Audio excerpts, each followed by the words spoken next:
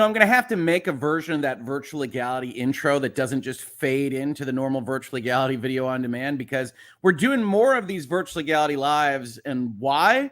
Because if I say that I'm intending to take any kind of period of time off from talking about video games or headlines or anything else that I've got going on, well, that is a great day for our friends at the video game companies or anywhere else in the news to say, let's get our news out.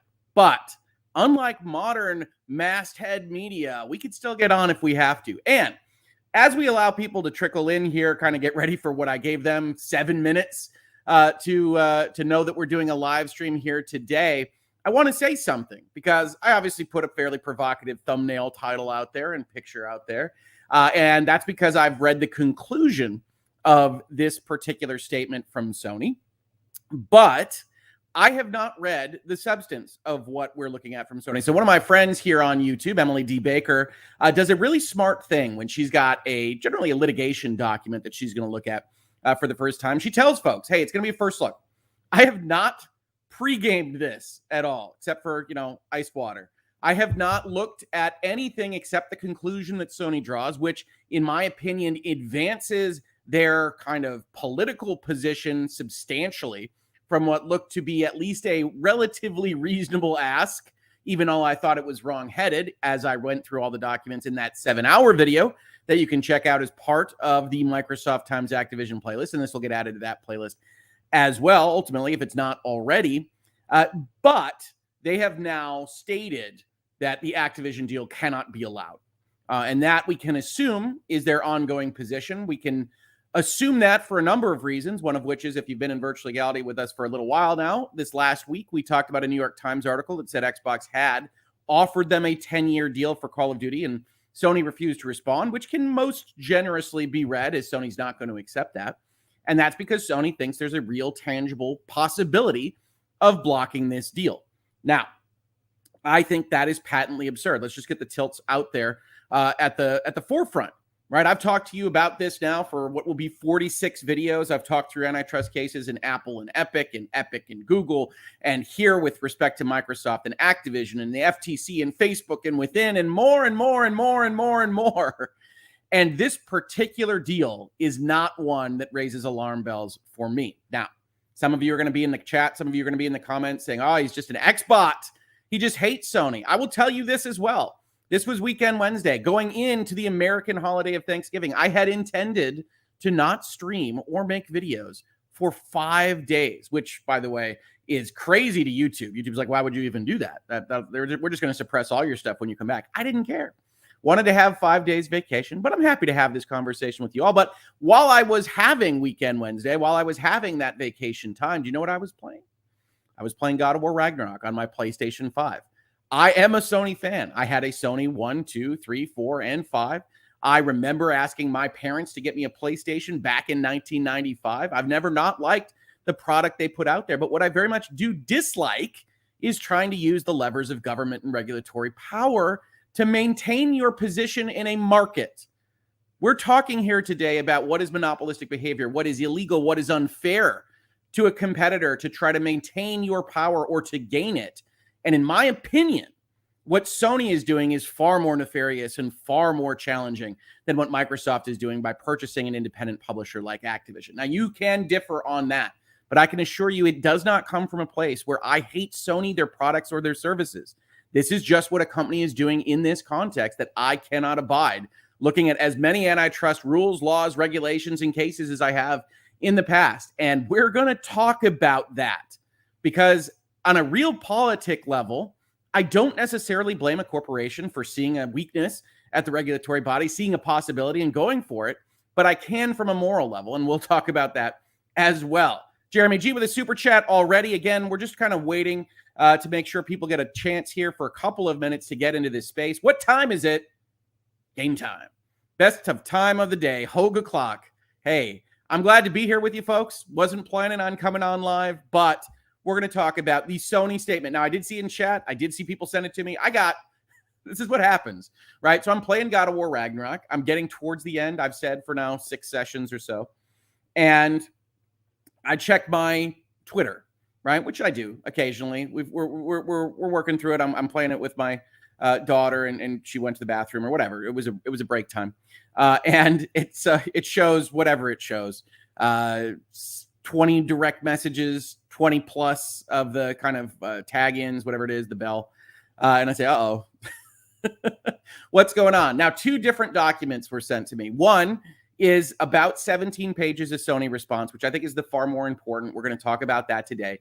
The second was an 111-page response, I believe, from Microsoft. Now, folks, I love you. I'm here with you on stream. We're going to talk about these things together.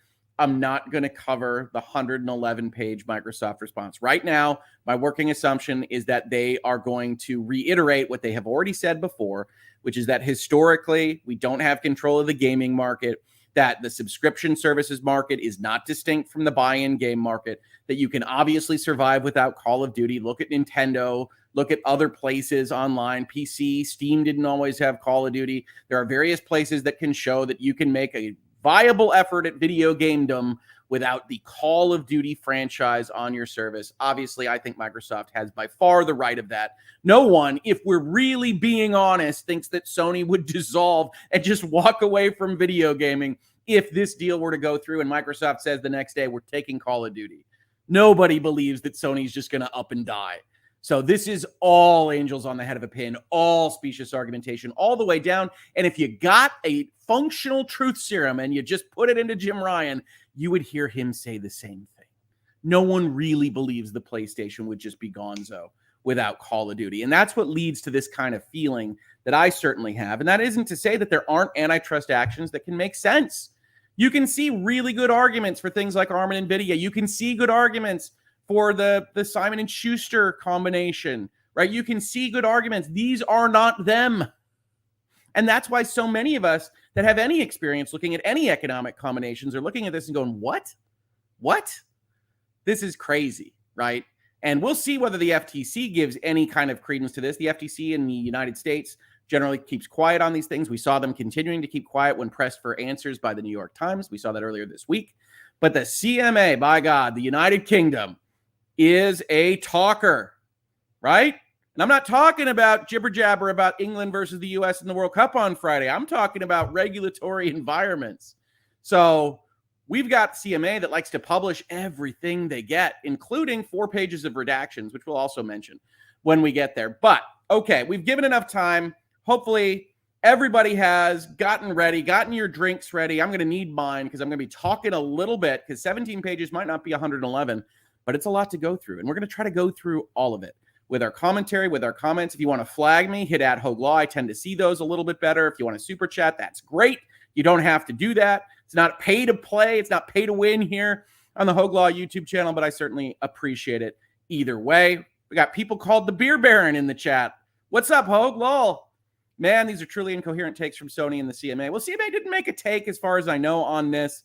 But we will talk about it all. So let's pull up the documents.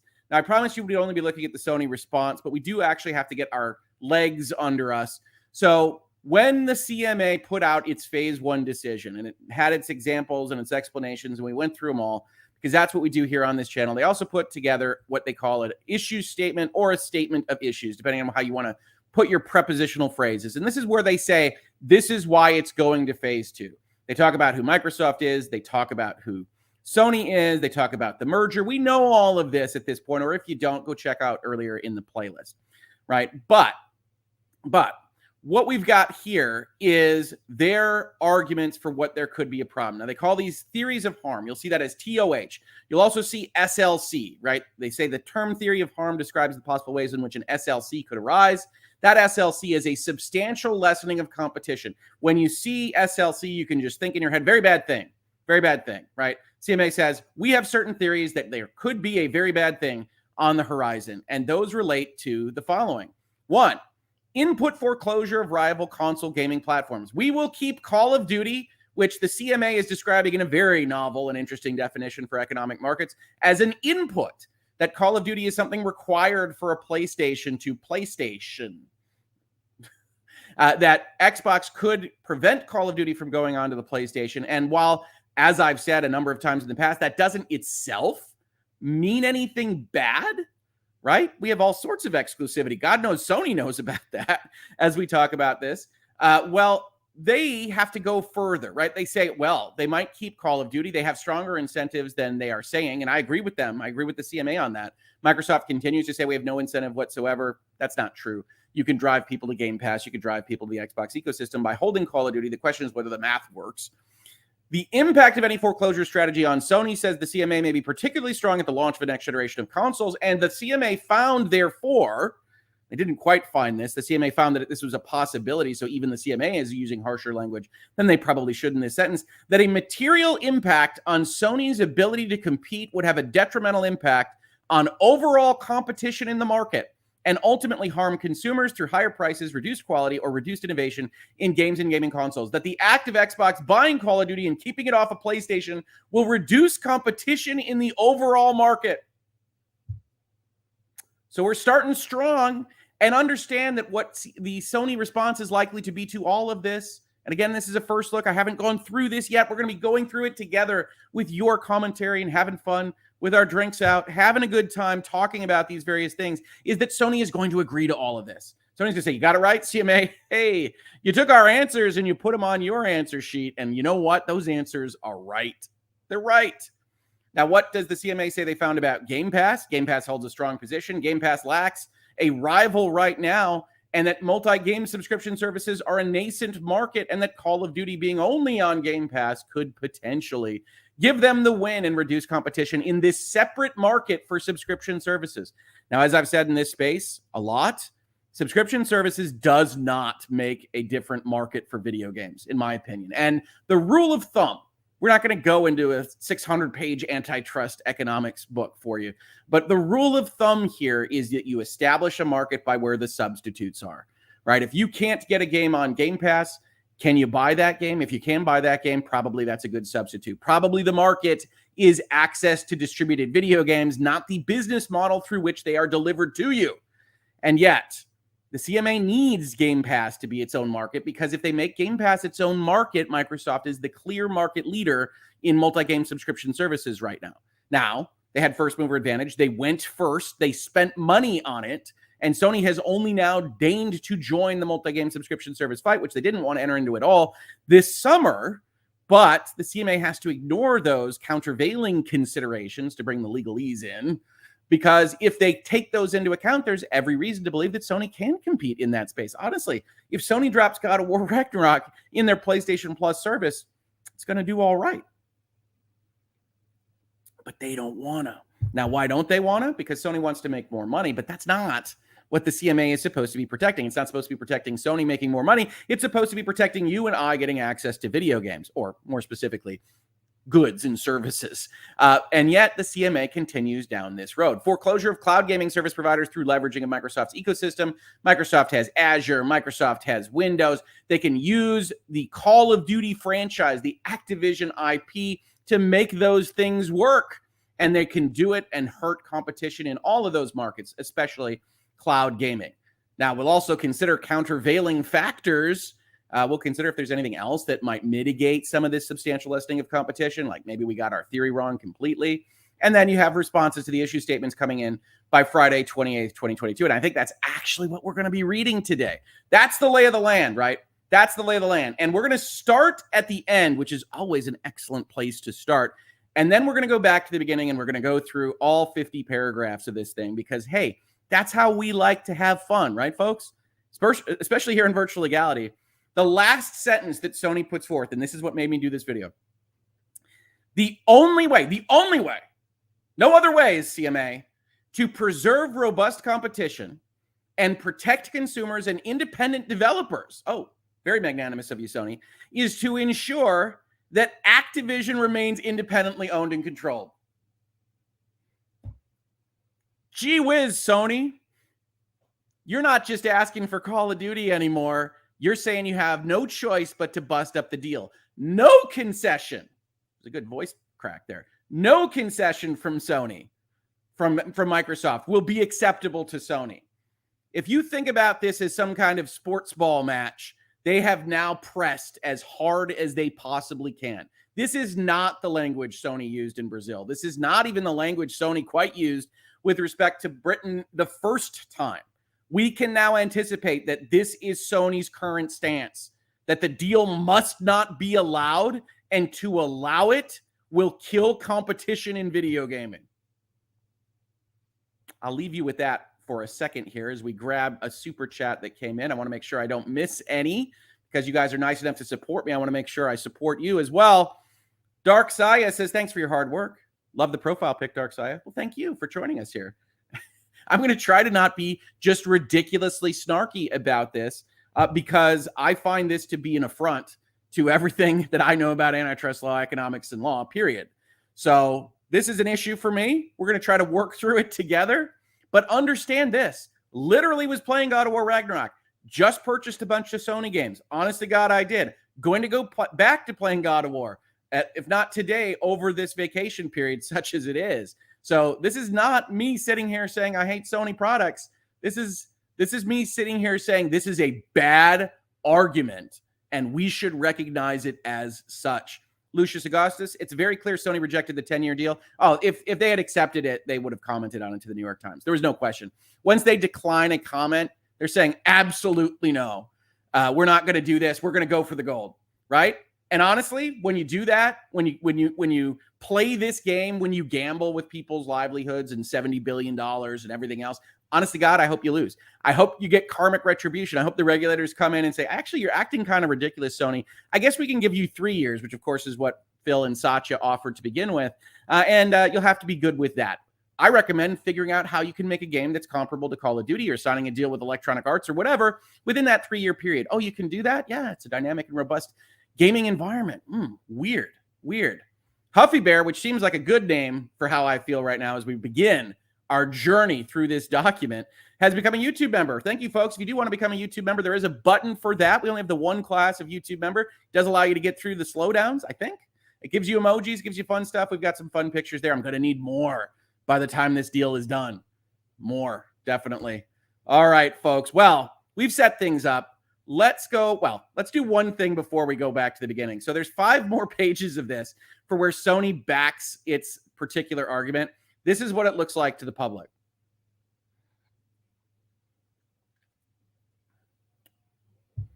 We'll get back to that. So, internal Sony secrets that they're delivering to the CMA. Now, those are, of course, completely slanted towards whatever Sony wants the CMA to believe. The one thing that survives is a public poll that says 46% of PlayStation gamers indicated the inclusion of Activision titles in Game Pass would make them consider subscribing to the Xbox subscription service. Of course it would. These are very popular games. This is how these companies compete with each other. Why wouldn't they consider joining Xbox? And how is that a reduction in competition? Xbox, remember, not the market leader in the console space. Sony, the market leader in the console space. Ordinarily, you would have antitrust regulators coming out and say, oh my God, the underdog is putting their money where their mouth is. This is great. We're going to break up some of that market power in this particular industry. That leads to lower prices. That leads to higher quality. This is a good thing, ordinarily. Instead, Sony, the market leader for eons in these various markets, is saying, oh no, that would be bad. Wouldn't it be bad if we lost market share? Everybody would be hurt if Sony lost market share. Yeah. And we're just supposed to say, yeah, okay. Makes sense.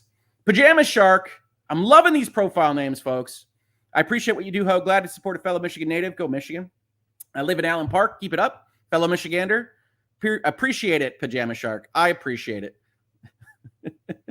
Jennifer asking the real questions. Anyone else a non-gamer who doesn't understand anything what's being said here, but just here for spicy, Hoeg?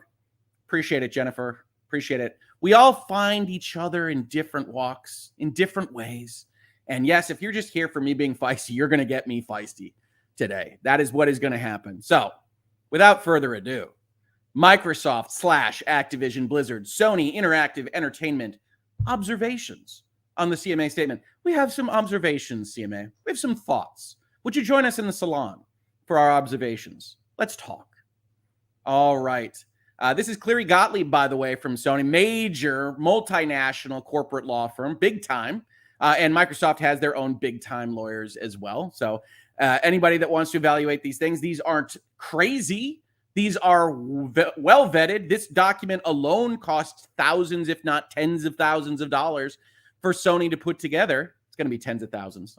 I take thousands back. You're not getting Clary Gottlieb for thousands on this. So at least tens of thousands of dollars putting this document together. Let's see what Sony says. Let's work through it together. And I'll try to keep one eye on the chat. I know folks have said I get a little bit of tunnel vision when I get into these subjects. That's what keeps it going. So in any given paragraph or any given thought, I probably will have that quote unquote tunnel vision, but I will try to keep an eye on the chat. So if you do have questions, flag them. Capital question, Hoeg Law, super chat. I will try to keep my eyes on everything. Paragraph 1, the journey begins. Sony Interactive Entertainment, we'll be calling SIE, welcomes the opportunity to comment on the CMA's issues statement. That's what we looked at first, folks, of October 14th, 2022, concerning the Microsoft Activision Blizzard transaction. Then we get an executive summary. So if you haven't read anything like these documents before, this is going to be, hey, we know people fall asleep in these. We know folks don't always have a very loud Hoeg yelling at them in the ears when we make these documents. So we're going to put all of the important bits up top. So if you only get past paragraph 1 or paragraph 2 or paragraph 3, you're going to have some of our biggest shots here. Shot 1, the IS, that's the issues statement, closely follows the CMA's Phase 1 decision, that document we did look at in this space, check out the playlist, which explained why and how the transaction would harm competition in gaming consoles, multi-game subscription services, and cloud gaming. Now, keep in mind, by the way, that the EU doesn't quite follow this rubric. It's important to try to keep these separate. I know it's almost impossible. The CMA goes console market, Game Pass market, xCloud market. That this deal could cause problems in all of those. Gaming consoles is ridiculous on its face. So we'll talk about that, but I'll also talk about the fact that it's ridiculous on its face. Game Pass is perhaps their strongest argument because if it is a separate market, Microsoft does have a leg up. They have a market controlling position right now in that market, and you can kind of frame this around them getting even more power in that market through putting Call of Duty on Game Pass. And worse for the Microsofts of the world is that if that is your winning theory, if that is what you decide to go with, whether you're in the European Union, the FTC, or the UK, well then, you might have as part of your concessions that Call of Duty can't go on Game Pass. Now you might say, Rick, that's ridiculous. It's absurd. Game Pass is very popular because it gets games into people's hands at a cheaper, more cost-effective price, and that's good for consumers. How could they do this? Well, because they're looking into the future and worried that if Game Pass takes over too much, that Microsoft is just waiting to drop the other shoe and they'll take over the market and then nobody will be happy because they won't put good things on there and they'll raise the prices as if a subscription service can't pop up overnight from many of the multi-billion-dollar, if not trillion-dollar tech companies out there. So again, dynamic market doesn't really match any of this. Sorry, folks. But we're going to have to take that assumption on its face. The decision is based on compelling and extensive evidence. You're doing a great job, CMA, says Sony. Fantastic work. Including Microsoft's, SIE's, and Activision's internal documents, independent surveys, engagement spend and share data, multiple third-party views, Microsoft's own public statements, and a thorough analysis of Microsoft's past conduct. They took Starfield away. They're going to take Call of Duty away. It's going to kill the entire video game industry. You have to do something, United Kingdom. Now, interestingly enough, as you might have seen in various articles, you do have interviews with folks like Zynga, Take-Two. You have interviews with other folks in the publishing sphere that say, no, this doesn't hurt video game competition at all. So this is primarily Sony shouting into the wilderness and asking for special concessions. And that is going to be a part of this story, that if the CMA or the European Commission or the FTC goes for this, they are really blocking for Sony and almost no one else. Think about it. If Call of Duty were to go exclusive on Microsoft, every other publisher would have the chance to go sell specifically into the Sony marketplace and make bank. They're probably frothing at that. Okay, yeah, take it off half the industry. We can make a move here. Maybe we could actually deliver a good Battlefield, like a finished one, with like very few bugs and like a user interface that works by the time it comes out. Kill9 here. Appreciate all the knowledgeable content you provide while I'm out here delivering mail on my route. Hope you and the family have a wonderful holiday. Well, thank you for delivering mail, Kill9, and I'm happy that you got me on, and thank you so much for the super chat and for joining us today. We're going to have some fun conversations, I am sure. We've got 17 pages, really, to go through. So paragraph 2, CMA, you're doing a bang-up job. You're doing a bang-up job, CMA. Good for you. Sony sharding into the win. Yes, I know I said that. Figured that'll be clipped or whatever. Works with the thumbnail, right? All right, paragraph 3. SIE agrees with the decision's findings. So you did a great job. You were super thorough. You nailed that project. We're super enthused about it. By the way, everything that you did was right, especially those times when you copied our homework. Oh, those were good ones. Everything you said is right. Silly Mikey says, how is Game Pass a market-leading position with a service no one else is attempting? Doesn't Netflix have 200 million subscribers compared to 30 million on Game Pass? Yes, those are going to be separate markets. That's passive entertainment to video game entertainment. I know Netflix is trying to get into gaming, but that is probably a bridge too far. Microsoft can try to advocate that they're really competing with Netflix or they're really competing with Hulu. I mean, if you take a market broad enough, then you can say that all entertainment dollars are competing with each other, right? Because I decide to go buy Black Adam on Vudu, or I decide to purchase a Hulu subscription, or I decide to purchase Evil West on my PlayStation or my Xbox, or any of those things. You can have that discussion, but generally speaking, antitrust law is going to look for when substitutes no longer serve that market purpose. And to me, I think passive entertainment and active entertainment, which is usually the buckets I put them in, are distinct enough. It's going to be a very hard argument to make. But thank you so much for the super chat. Fuzzy Beard 3, thank you for the good legal analysis. I haven't even gotten into legal analysis. We're going to have some fun. Most people are so fanboyish, it's hard to get the facts on this. I love video games. I love PC games. I love Nintendo games. I love PlayStation games. And I love Xbox games. I have been fortunate to be blessed enough in my life to have all the plastic boxes under my TV most of the time. Not always. Everybody has a downturn, right? 2008, looking at you. But I have been fortunate enough to have that access. And so mostly I like everybody. Everybody does different things well. Microsoft, definitely. Sony, definitely. Nintendo, definitely. They're all competing in different axes, but within one market. I'm not a fanboy on this, even though people are constantly in my Twitter or in my comments accuse me of one way or the other. And I am positive, just based on my thumbnail, we're going to get some responses or some links or retweets that are like, look at this Xbox guy. I'm a guy in favor of treating the laws accurately and not having regulators get their business in things that they don't understand. That is what I'm in favor of. And if Sony found $70 billion under their couch cushions and was the ones responsible for this deal in January instead, you'd be hearing the same thing from me. You swap all of these names, I'm telling you the same thing. Legal analysis doesn't change based on the party name. It just doesn't. All right, let's get back to the document, or we're going to be here for 6 hours. The transaction is a game changer that poses a threat to an industry enjoyed by hundreds of millions of consumers. Oh, I forgot their second sentence here to start off with. Sony believes strongly that the transaction will harm competition, industry participants, innovation, and consumers. Believes strongly it'll hurt consumers. Okay, Sony. Activision's content, in particular its blockbuster franchise Call of Duty, one of the most successful franchises of all time, that for 20 years has been consistently the largest annualized AAA premium franchise in the games market, is irreplaceable for gaming platforms. Irreplaceable. I wonder how Nintendo has succeeded with the most popular hardware this generation. As the decision found, it is especially important for attracting gamers to the platform, and its importance cannot be captured by market share alone. Always look out when a regulator says that. The numbers, they're not telling the whole story. Uh-oh. That's where bias lives. The transaction would put this content under Microsoft's sole control, giving it an unprecedented content advantage, says the makers of the primarily exclusive games across the industry, right? The most exclusives are always Sony's, always. At a point when the industry is at a critical inflection point in its evolution, isn't it always? Post-transaction, Microsoft would have the ability and incentive to exclude or restrict rivals, including PlayStation and PlayStation Plus. This is really the first kind of bringing in of their subscription service that they have mentioned here. And again, you kind of see what is probably their secondary aim, right? We looked at the end. Their last ask, their big request is that this deal cannot be allowed. The deal itself will destroy competition.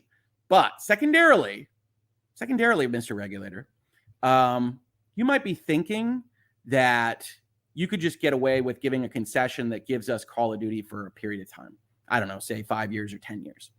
Well, our big problem is that they'll put it on their Game Pass and they won't allow it on our PlayStation Plus. And wouldn't that be a bad thing? Because even if we have access to Call of Duty, if we try to sell it at $70, then it's on their Game Pass, and that just looks like too much value, right? Who's even going to buy it at $70? Hurts our bottom line. So we're going to need some rulings about PlayStation Plus access too, or Game Pass restrictions. Either way, whatever gets the job done. The decision identifies 5 recent Microsoft acquisitions of game studios where, shortly after the acquisition in question, Microsoft changed the business model of the acquired studios and withdrew new titles from competing platforms. As the CMA found, Microsoft has a pattern of acquiring development studios and making their upcoming games exclusive to Xbox. Given the significance of Activision's titles, Microsoft would have an even stronger incentive to make them exclusive to Xbox and Game Pass post-transaction. In fact, Microsoft does not contest that it intends making Activision content exclusive to Game Pass and denying PlayStation Plus access to the content. Again, the primary issue that we have here is that when I buy something, I'm going to use it to advantage myself, and that is the definition of competition.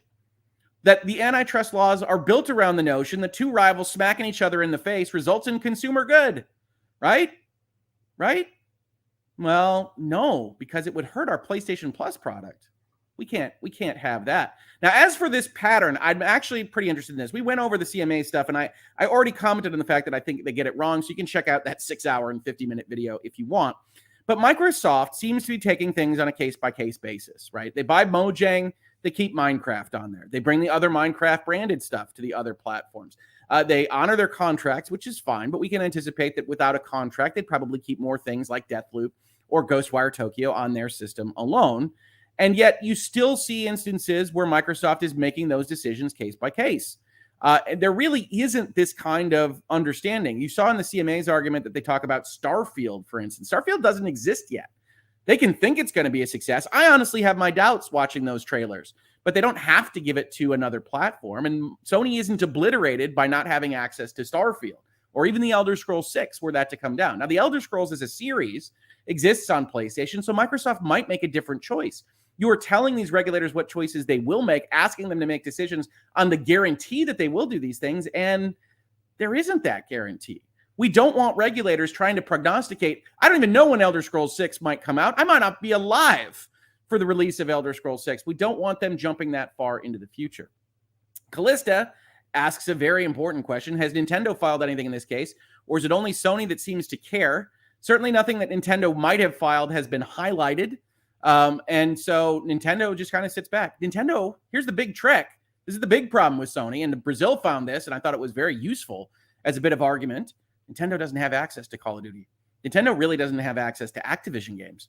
And Nintendo thrives and survives. And the CMA has to go and spend paragraphs saying, well, Nintendo's not even in this market, basically. Nintendo in a completely different market because they're focused on family-friendly stuff. Well, they chose to compete in an area in the market that was underserviced or would be serviced without them. And so they have focused on that. If Sony loses Call of Duty, Sony can focus on that. Sony can focus on a different area that they find that is underserviced. That's what competition looks like. That's what a robust and dynamic industry looks like. Sony says we got to have Call of Duty. Got to have it. Cannot exist without Call of Duty. BS. BS. All right. Let's continue on. The transactions affecting consoles and multi-game subscription services would cause significant harm to consumers, competition, and developers. Let's talk about it, Sony. Wow me. Maybe by the end of this video, I'll be completely convinced. Let's see. Consumers would be harmed. This is an interesting one. In the short term, PlayStation users, pause, Sony. PlayStation users aren't consumers as a class. Yes, we get it. People invested in your ecosystem might be harmed if Call of Duty no longer appears on their system. I imagine that people that have things that are pulled from them on exclusivity basis, like, Final Fantasy 16, would like it if it were available on the Xbox. But it isn't. That's how you guys compete. In the short term, PlayStation users would no longer have access to Call of Duty or would be forced to spend £450 on an equivalent Xbox to play this hugely popular game on their less preferred device. Less preferred. PlayStation users, if you play a PlayStation, you prefer PlayStation. I got news for you, Sony. Depending on how I wake up on any given morning, I prefer either the Nintendo, the PlayStation, or the Xbox. Just because we bought one of your systems does not mean our souls are owned by you. Okay? To be clear, In the midterm, a significant number of PlayStation users would likely switch to Xbox and or Game Pass. That's competition, baby. Faced with weaker competition, Microsoft would be able to increase console and game prices for Xbox users. Oh my God, Sony. You're actually talking to the UK market right now, where you just raised prices on the PlayStation 5, which you probably couldn't do if Xbox had a stronger foothold in that jurisdiction. In fact, you didn't do it in the United States. Now, we can talk about currency exchanges, but we also have supply issues. We also have just market power. And it is notable that the one market where you really get pushback, the United States, is the one market where you didn't raise your console prices. And you go to the UK and you say, if we are hurt, they could raise their prices.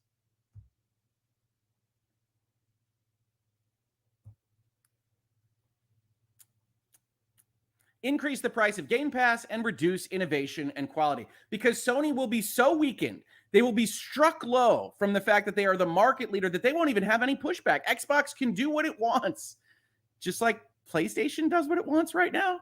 We are starting on such weak ground. I don't even know what they're going to do for the next 15 pages. Such weak ground. These harms would be amplified by the direct and indirect network effects at play in the industry, allowing Microsoft to further raise prices or reduce quality once its position has become even more entrenched. With Call of Duty as an exclusive, Mr. Regulator, there would be nothing to stop their total global domination. Folks, Call of Duty is very popular. Out of the enormous number of people that actually play video games, it's not even a majority. Not even a majority. Britt Cormier says, Mr. Hoeg, I must protest. Nintendo has access to the greatest of Blizzard's franchises, Diablo. If you do not agree, you are just in denial. LOL. I didn't mean to suggest that there were no Activision titles on Nintendo. I did mean to suggest that there are very few. And so, yep, Diablo, great. They worked out Diablo on Switch. Don't think they're going to make Diablo 4 on Switch, but maybe they will. Maybe they've already announced it. I don't know. We'll see. We'll see. Either way, it is a certifiable fact that Nintendo does not survive due to access to Call of Duty or Activision, right? I think we can agree on that. I love your verve, Britt. Thank you for the super chat. Awesome stuff. So we're starting in a ridiculous place. Let's continue down ridiculous mountain. Competition would be harmed. The very nature of this thing. PlayStation's and Xbox's incentives to invest in innovation and quality improvements depend on the number of customers that competition can attract. Microsoft's foreclosure strategy would lock in many consumers to Xbox, including existing Xbox users who play Call of Duty and those switching from PlayStation to play Call of Duty. These locked-in users would become less likely to switch in response to any pro-competitive actions on Sony's part. This would effectively prevent Sony from competing for the business of a large portion of console gamers, reducing its incentives to invest.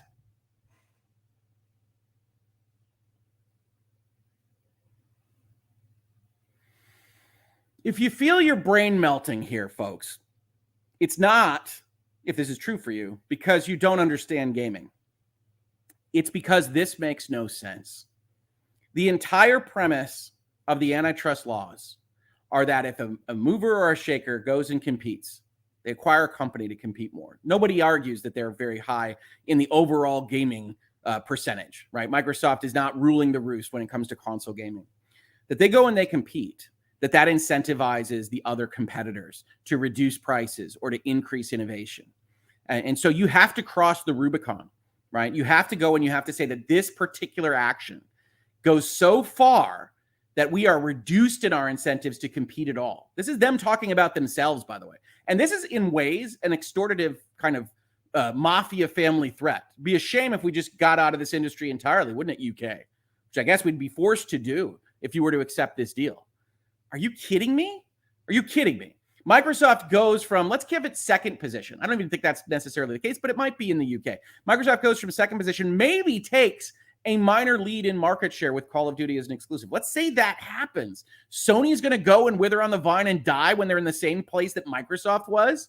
That tells you something about Sony if that's true, but it tells you something about Sony right now because it's not.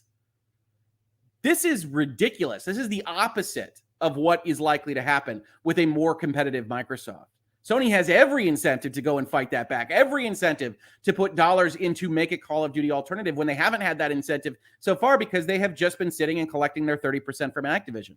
We want them to have incentives to do those kinds of things, and they deign to bring this up as their argument against the deal. My goodness, I love my PlayStation, but you're working on me, Sony. You're working on me. Independent developers would be harmed. Now, Sony has no right or position to say this about other parties. Let's see what they have to say. Independent developers today have two principal options: PlayStation, PlayStation Plus, and Xbox Game Pass. Indies have two principal options, and it's Xbox and PlayStation. Are you kidding me right now? Are you kidding me? You don't think indies have a big-time show on Nintendo? They don't have an independent direct for Nintendo systems? That in some ways, Nintendo Switch lives on indies because they can actually run them? Are you kidding me? Now, this is interesting because Sony's forced into this position because they would love to mention Nintendo in various of these places and not look like idiots that don't understand their own industry. But the CMA has decided that Nintendo isn't in their market, so they really can't mention Nintendo unless it is to deride them or to agree with the CMA that they aren't a part of the market. So you get idiotic sentences like this. Independents have these two choices. Forget about consoles. How about mobile and PC? Independents will be hurt by stronger Microsoft is quite the take, Sony. By making Call of Duty exclusive to Xbox Game Pass, the transaction would tip demand for multi-game subscription services towards Xbox Game Pass. As Microsoft foreclosed PlayStation, PlayStation Plus, it would likely become a critical distribution channel for independent developers. In that weakened negotiating position, independent developers would likely receive worse terms for their content from Microsoft or even be required to promise exclusivity in return for distribution, thereby diminishing independent developers' ability and incentive to invest in high-quality new games. This, in turn, would also harm consumers even further. See, folks, all of these paragraphs, I'm deriding them because they are worthy of derision. All of these paragraphs are pre-baked. These are written by Cleary Gottlieb for an actual antitrust event. Somebody taking all of, let's say, all of the iron out of something that you make that needs iron, and then saying, well, this is going to kill everything because they're going to take over this thing. We can't even compete with it. And then they're going to kill the market, and consumers are going to be harmed because the quality is going to go down or the price is going to go up or both. And yet we're talking about Call of Duty. We're talking about a single game in a 1,000-game release year. We're talking about a single game, and PlayStation say, well, we couldn't possibly survive without this thing. Independent developers would be harmed. Look, there's a better way to argue this. And that is that specific types of independent developers would be harmed by the Game Pass taking over. But it requires you to accept that Game Pass is a completely separate market from all of these other things that I've mentioned, which is a ridiculously myopic way to look at the video gaming industry. It's the only one that works for Sony, so I don't really deny them for going in that direction. It's also one that the CMA has signaled might have some success for them, and yet it's ridiculous on its face. Anyone that plays video games, even kind of a little bit, understands how ridiculous this is on its face. Pre-authorized transaction for $110.09 from PayPal says, oh, I didn't know you were streaming. What did I miss? You can go back, or you can go to the beginning and watch me at 1.75 speed or 2 times speed. I'll still be talking when you get here. I'm on page 3. So we'll get here, but you missed me talking a little bit about things. Britt says, since Nintendo doesn't have Call of Duty, it avoids the craziest of online gaming areas, the Call of Duty lobby. Family-friendly tags do not belong anywhere near those lobbies.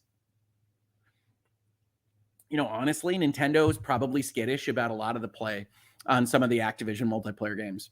That's probably a part of that story, Brett. So an excellent super chat and observation. Chris Gomez, can you explain why Sony hired PS fan club members to write arguments instead of lawyers? Cleary Gottlieb is a really expensive law firm. They completely miss actual market arguments that might work. So here's the thing I'll tell you about the lawyer and client relationship. The client rules. Client is the boss, right? So Cleary Gottlieb, excellent law firm. I am not going to sit here and say anything bad about Cleary Gottlieb. Doesn't mean they don't do bad law sometimes. Lawyers are good and lawyers are bad. But Cleary Gottlieb clearly taking its direction from what Sony wants to put out there. And Cleary Gottlieb is being smart in that they are just mirroring the CMA, right? You might see this in like psychological profiling or behavioral analysis, right? That kind of mirroring notion. You take what they've said, you take the way they've said it, and you kind of repeat it back and you pat them on the head and say, you are so smart. You are so smart, CMA. You know, other people, those Brazilians, they didn't understand how smart you are.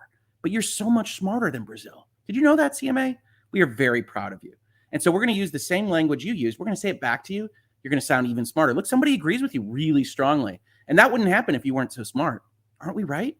So I'm not going to sit here and tell you that Cleary Gottlieb is being crap on this. I'm going to tell you that they are following the CMA's lead in what the CMA is signaling they might accept as an argument. So the CMA is driving this bus. CMA is looking at it and saying, here are our silly arguments. And Cleary Gottlieb says, oh, those silly arguments are so good, though. Let's talk about how good they are. And or Sony is directing them to do exactly that. So I'm not going to sit here and say this is a bad document, but I am going to make fun of their arguments because they deserve to be made fun of here. Nova says, just showing support. Really appreciate this. I really appreciate you, Nova. I don't recognize that profile. It's kind of a cool guy.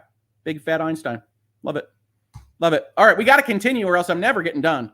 The transaction would harm nascent competition in cloud gaming. The decision cogently explains. Note those words, right? Rhetorically. It's so smart. You're so smart, CMA. Cogently explains how the transaction would allow Microsoft to use Activision's irreplaceable content. We're going to mention it's irreplaceable a bunch. We're going to tell you you're so smart. To leverage Microsoft's ecosystem advantages and thereby foreclose cloud gaming at a critical point of its evolution. Cloud gaming really doesn't exist right now as a market. Microsoft views content community in cloud areas where Microsoft have unique advantages via its leading cloud platform, Azure, its highly successful gaming system, Xbox, its leading multi-game subscription service, Game Pass, and its dominant PC OS, Windows, as the future of gaming. It well might be, but we're not predicting the future. At least that's not supposed to be our business. As the decision explains so rightly, by leveraging its unique combination of capabilities across these areas, Microsoft would strengthen network effects, raise barriers to entry, and hence foreclose rivals in cloud gaming services. You have no idea what they would do. And Microsoft, I think, cogently, as long as we're using nice words about them, explains that cloud gaming doesn't exist yet, and we have every incentive to make sure that any investments that we have in that succeed. And so actually, Mr. Regulator, we're all in this together at this point in a tech industry, which is exactly how tech operates for those early days of a nascent market. We are all in this together because we have to go make sure that that pie is baked before we start tearing it apart ourselves. Microsoft's response to the decision claims, okay, derisive language, they claim this. They make this as assertion, CMA, but we can all see right through it, can't we? That the CMA's case rests on self-serving statements by Sony. We don't self-serve. We're here for good. We're just here for the general good. Sony's statements are not self-serving. Why? Don't try to discount it that way. It's patently obvious your statements are self-serving, okay? Try to go with it a different way. Not just self-serving, maybe. This is real information. We'll continue in a second here. We got another super chat. Oh, my God. David Pomez, please change the PS to BS on Sony's next console. That's all I'm asking for.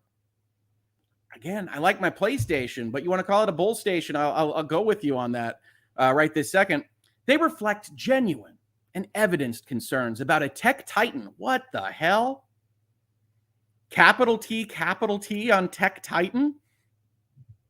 Is this a defined term somewhere? A tech titan buying up irreplaceable content at incontestable prices to tip competition to itself. The decision does not rest not only on statements made by Sony, but rather on a wide body of evidence from other third parties, internal documents, business data, economic analysis, and Microsoft's own conduct, which is all basically just Sony, that explains Microsoft's strategy and the anti-competitive effects that the transaction would have.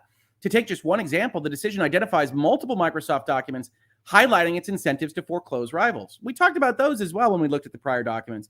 There is no question that anybody that is following their fiduciary duties when they're talking about an acquisition of this type would spitball, would thought experiment, would consider exactly what a foreclosure strategy would look like, exactly whether that would work or not. Doesn't mean they came to that conclusion, and they might. The real problem here is that if they decide to foreclose Call of Duty, that's entirely within their power. We recognize Sony wouldn't die. All of this doesn't pass the smell test for what would actually happen to Sony or the industry. And so that fundamental truth continues to just kind of gnaw at all of these arguments. Instead of engaging with the decision's careful and thorough assessment, you're so smart. You're so smart, CMA. Maybe we should drink whatever we got. Just ice water for me. Whatever we get language, it's just like, oh, CMA, I can't believe how smart you are.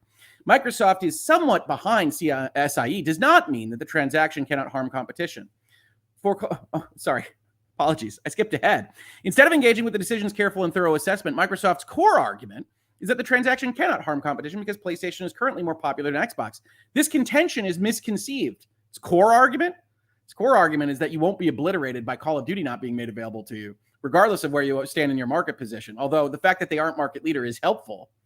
First, the circumstance that in the recent console generation, Microsoft is somewhat behind SIE does not mean that the transaction cannot harm competition. Note this reference to the current console generation, right? That Microsoft is behind Sony. Microsoft was obliterated by Sony in the last console generation, but Microsoft has had some success generation to generation. To my view, the generational differences are actually a great example of why these regulators should be reluctant to do anything too draconian with respect to concessions or these deals. Every single generation, we see people reassessing where they're going to put their video game dollars, where they are going to spend their video game time. And Microsoft succeeds when its product is deemed better by the market, and Sony succeeds in the opposite. And that continues to be reflective. People have a great deal of flexibility for which plastic box they want to put under their TV, and that's a good thing. But it does mean that we should be a little bit more reluctant to stick our noses in it. Britt says, Hoeg, I might be wrong, but I do not think I am. But PS has one of the most popular new games as an exclusive right now, God of War Ragnarok. I mentioned it, Britt. I mentioned it. But yes, that's the way PlayStation sells its boxes. Gran Turismo 7, Horizon Forbidden West, God of War Ragnarok. Those are the ones they make. But there's plenty that they don't make that they make exclusive. You go look at the trailer to Final Fantasy 16, it says it's exclusive. You go look at any of these other trailers that Sony will put in its state of plays. They will generally say exclusive. This is the time. This is money that we have spent. Why? Not because they needed it. Square Enix doesn't need incentive to make Final Fantasy, but because we think that is useful to competing in the console space. We do. And sometimes we even make it exclusive forever. I still don't see Final Fantasy VII on the Xbox, the remake. I still don't see various other games on the Xbox. And so Sony is using its money to do this kind of thing. It's one of the more ironic things about this particular line of argument. We have more super chats. People are very animated and excited about this, and I'm here for it. Marvin says, this Sony CMA stuff comes off as a farce. Thanks, Hoeg Law, for breaking it down. It really does. Really does. Jorge says, Sony's arguments, some, only work if they're talking about Xbox versus PS, but it's obvious they're arguing in bad faith when it comes to Nintendo, mobile, and PC. Now, mobile and PC, a reasonable person can go and say those are different markets, that there isn't the same kind of substitutability or crossover between mobile and the rest of gaming, that those are different experiences. I'm actually kind of open to that, although I think it's something that needs to be discussed more than how the CMA is doing it. PC, very similarly. Now, there's a lot of crossover in the types of games that are available, so I think PC is probably closer in line than mobile is. But I do think focusing on console is okay, but Nintendo kills their argument completely, right? And that's a problem that they have, and it's not one that they're going to get rid of. So, foreclosure of an important competitor still constitutes anti-competitive conduct, and in the present case, would have anti-competitive effects. That is just not true. This sentence is insane from Sony. Insane. Sony is in the business of foreclosing important competitors. It does not constitute anti-competitive conduct until it hurts competition specifically. How can you put this in your document, Sony? This needs to at least be mitigated to some extent, right? Then we got to continue down this road. To the extent that Sony has achieved the lead, this has been driven by its investments in the quality of its platform and competition on the merits. Are you freaking kidding me? Okay. All right. We got to take a breath. Microsoft had in its document a few weeks ago that they acknowledged that Sony has in large part succeeded because they have exclusives, that they sign exclusives. Brazil noticed this. A lot of people noticed this. That is a merit kind of competition. I will grant you they're picking who the winners are and they're working to bring people into their console, but that's no different than buying Activision. It's bigger. Sony can't spend that much money. Very sad. Sorry, Sony. But it's the same kind of thing. These two sentences are insane and self-aggrandizing. Remember, we're only a couple paragraphs removed from saying, none of these statements are self-serving. What are you talking about? We are neutral arbiters of truth, justice, and the British way, the United Kingdom way. A foreclosure strategy that significantly restricts Sony's ability to compete would not result in a level playing field and would have been achieved only by harming competition and consumers. I might not make it through 15 pages, folks. I might not make it. Zeta Ridge 7 says, this document by CMA literally sounds like an essay written by rabid fans throwing hissy fits, and Sony's not much better. Like I said at the start of all this, if you've just joined us here, we have more than 1,000 people here. That is super awesome. If you're enjoying this kind of content, law and business, about software technology and video games, please do leave a like and maybe a comment YouTube loves those engagements. I really appreciate it. Please do that. But we talked about it earlier. But the notion here that it's just a rabid hissy fit is, I don't think, fully accurate. What they saw from the CMA is that there was an opening here, that the CMA was giving credence to some of this. Now, does that make it not a hissy fit? No, but it does mean that there's a legal strategy here. You're starting to see somebody say, well, maybe that's right. And you press on it, and you press on it, and you press on it. And if you weren't here at the top of the video, we're reading through these pages on the understanding that the last sentence Sony puts in this document is that this deal cannot be allowed, basically for any reason, that allowing the deal at all is going to kill competition. And so Sony has pressed further than it has before. This is a bigger move from Sony than they had shown before. And it's one of the reasons why we see, for instance, in the New York Times article, that it's clear Sony isn't going to accept that 10-year offer for Call of Duty from Xbox because they think they can win. Now, will that burn them? I think it will.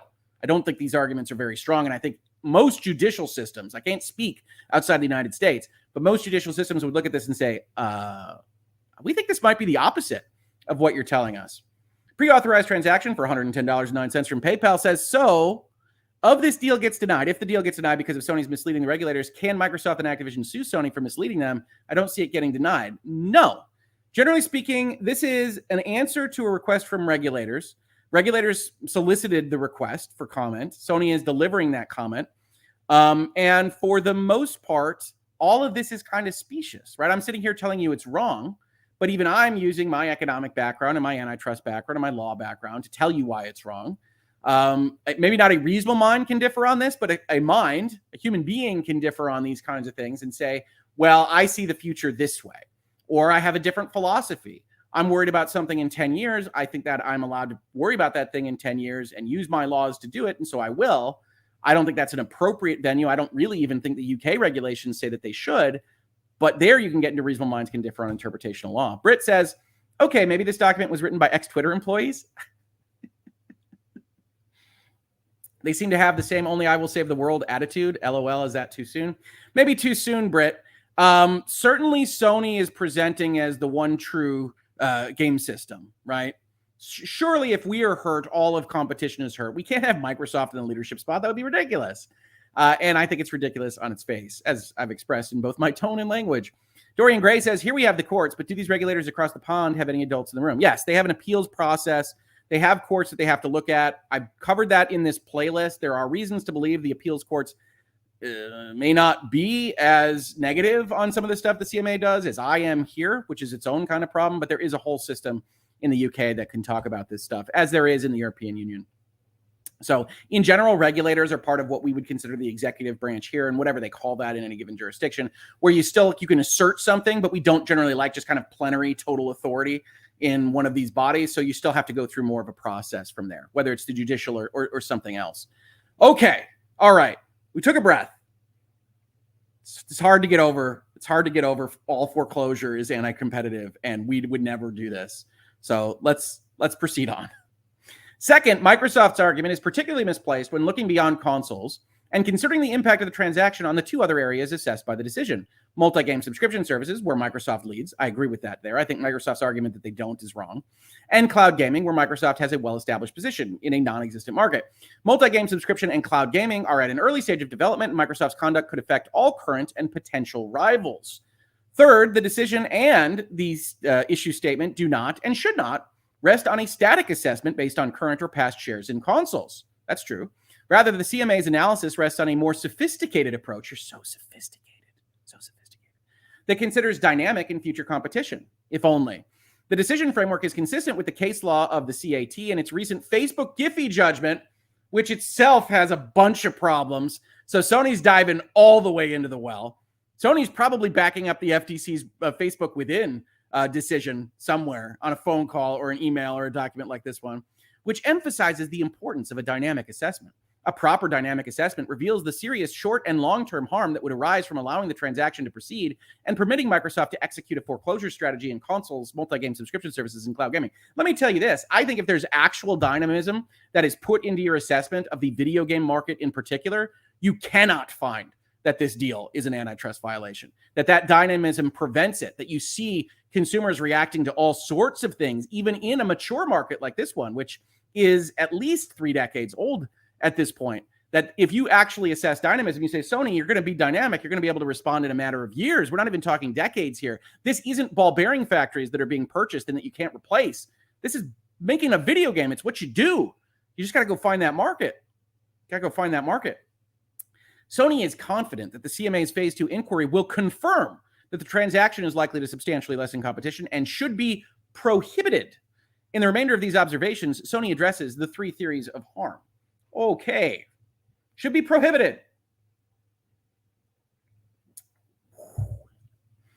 Theory of harm number 1, input foreclosure of rival gaming platforms. So in this sentence, we talked about it at the top, but I've got a lot more people here than when we started. The input is Call of Duty. The CMA/Sony has put forth a theory that PlayStation is like making tables, and it needs the wood that is Call of Duty to make those tables. Does it work in economic parlance? Not really. But there are input foreclosure treatises and documents that they can kind of just squeeze this notion into and try to get some effect from the CMA. Under theory of harm 1, which we'll call TOH1, the issues statement and decision explain that Microsoft would have the ability and incentive to withhold or degrade rival consoles' access to Activision's gaming content. The IS explains that post-transaction, Microsoft would have significant upstream market power and the incentive to engage in foreclosure. The CMA's thorough review of the evidence revealed that Microsoft has shown itself willing to make losses in the short term in order to build scale and increase its user base. Certainly they have in the past. Every video game company has. Every company on earth has looked at the long-term prognostication and said, we can sacrifice something in the short term. That's what competition looks like. And as a matter of fact, there's a whole set of treatises in economic books that say you don't want competition to be restricted to the short term because that has a tendency to blow up long-term shareholder value and the efficacy for consumers in that long-term period. So, yeah. Now, again, the actual Phase 1 decisions are that these things could happen, that we're sending things to Phase 2 to evaluate whether they will.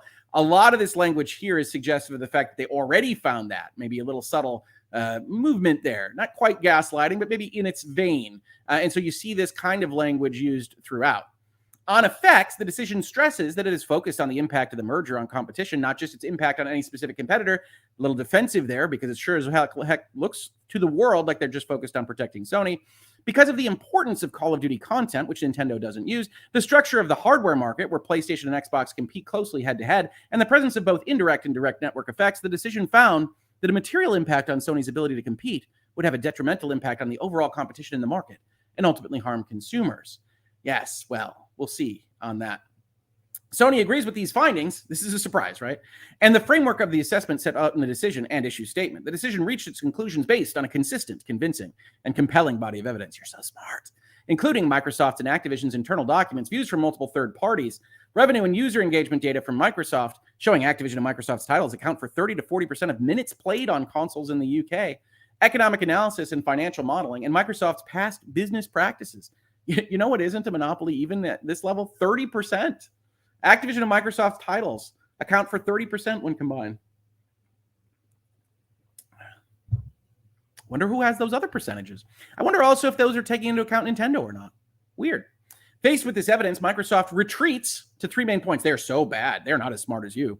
It argues that Activision content is not particularly important. Microsoft has promised to make its content available on PlayStation post-transaction, and anti-competitive effects are not possible because PlayStation is more popular than Xbox. PlayStation today. Microsoft's arguments lack merit as shown in the following. Ooh, all right, let's get into it, Sony. Why is Microsoft stupid about this? The CMA's quantitative and qualitative assessment confirmed the importance of Activision's content for attracting and retaining gamers. Despite planning to spend $68.7 billion to acquire Activision, Microsoft's first argument on the theory of harm number 1 is that the CMA overstates the importance of Activision's content. Sony disagrees. The CMA conducted a detailed qualitative and quantitative assessment based on third-party evidence, engagement data, surveys on awareness, user numbers, gaming reviews, comparisons with rival franchises, and Microsoft and Activision's internal documents. Yes, the CMA knows what it looked at. The evidence unearthed by the CMA unequivocally attests that Activision content is especially important for attracting gamers to a platform. Let's say that's true. Let's say that Activision content is very important to bringing people in to a given ecosystem. Why isn't a company allowed to bring people into its ecosystem, Sony? The only realistic argument you can have is that Microsoft would get so big using that power that you would be devastated and can no longer compete. But does anyone looking at this document, looking at this deal in the chat or otherwise, think that is in fact the case? I would argue no. Again, and you know that, Sony. So other people are allowed to compete with you. You just don't want to lose. That's what all of this reads as to me. In response, Microsoft argues by reference to redacted Xbox usage data that Call of Duty gamers cannot be considered special or unique. This is incorrect and disproven by the available data. Call of Duty gamers are special and unique, argues Sony. What matters is the importance of the content that Microsoft would control post-transaction compared to its competitors and how this would affect competitive dynamics over time. Okay, I'll buy that, Sony. The reality is that the transaction would give Microsoft control over irreplaceable content that could in turn confer an extraordinary advantage and allow it to foreclose its rivals. Call of Duty is irreplaceable. Let me tell you a story. One of the things that I don't much care for about this transaction is that I have not seen Microsoft yet succeed so very, very much with the developers that it has yet purchased. Now, we have to give them time, as people keep reminding me, when they're not calling me an Xbot for having videos like this one regarding Sony's attempts to block the Activision deal.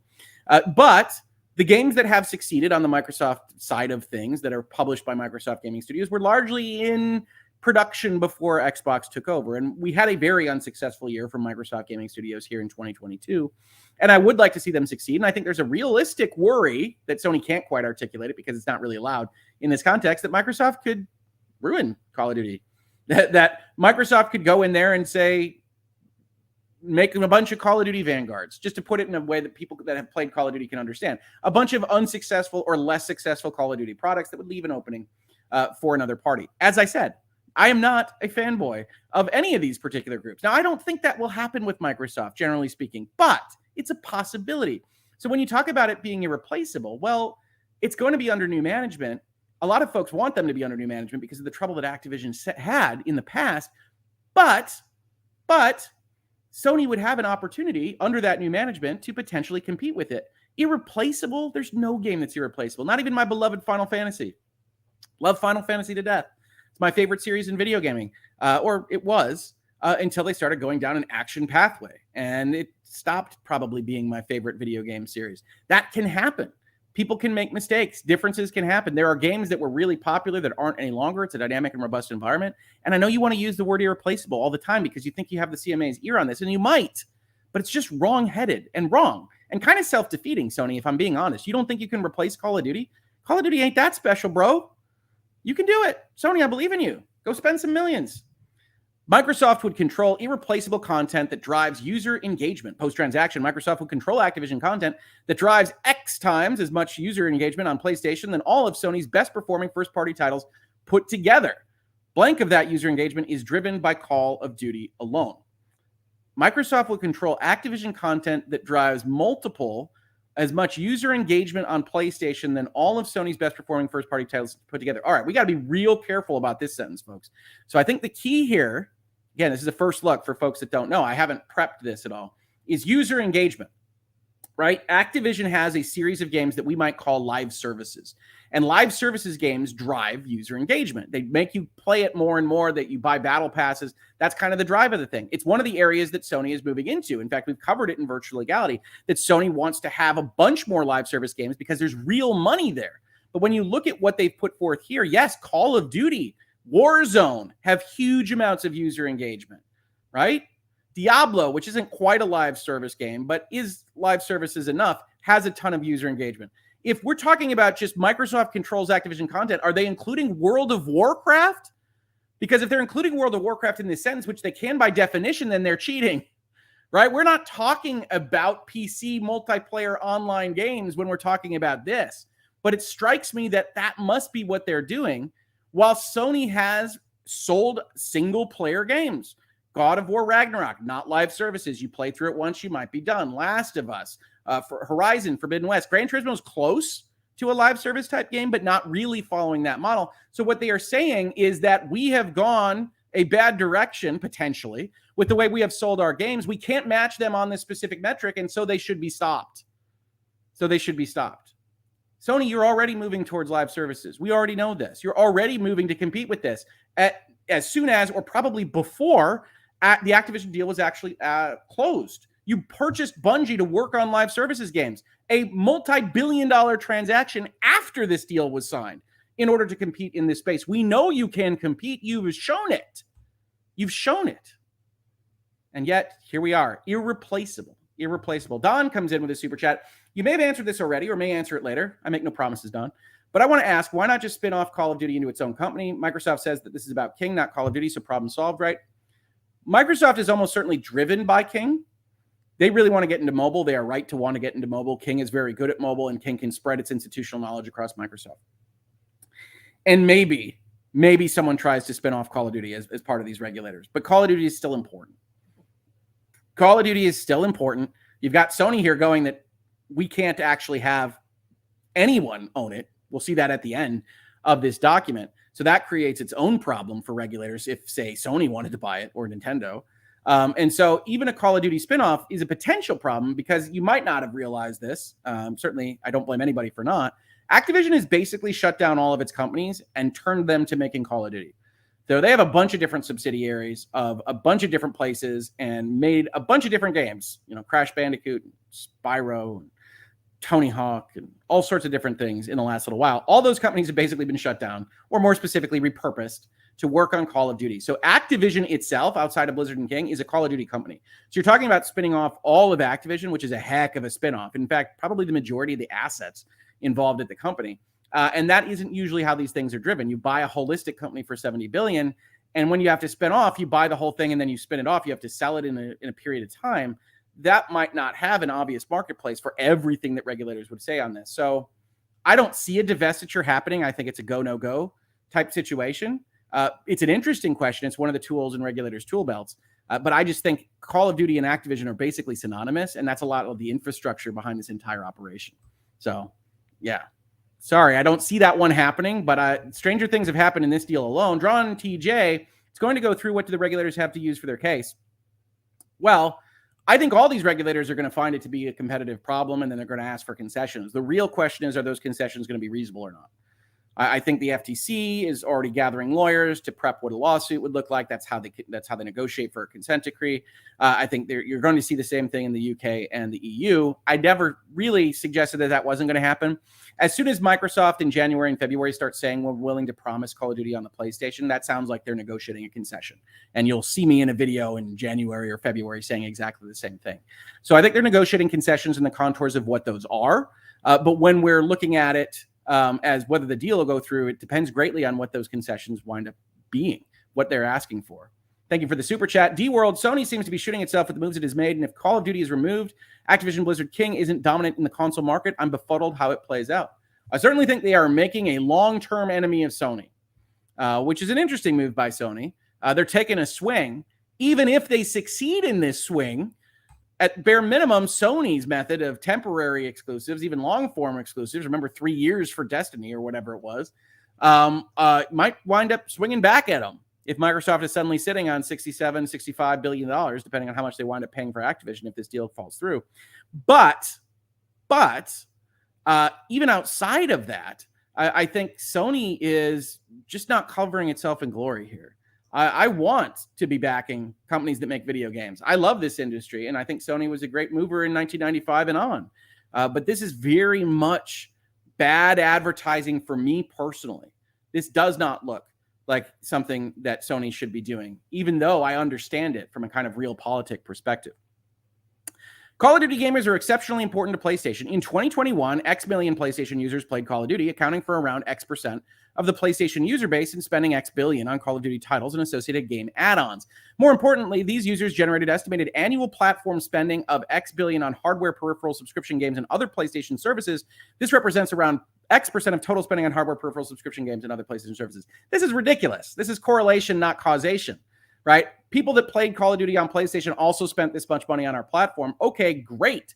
That doesn't mean that Call of Duty brought me to PlayStation or that if Call of Duty suddenly left, I wouldn't spend that money on the PlayStation platform. That's putting everybody that played Call of Duty and Ragnarok, that's putting the Ragnarok dollars in Call of Duty's bucket to make this argument. That is ridiculous on its face.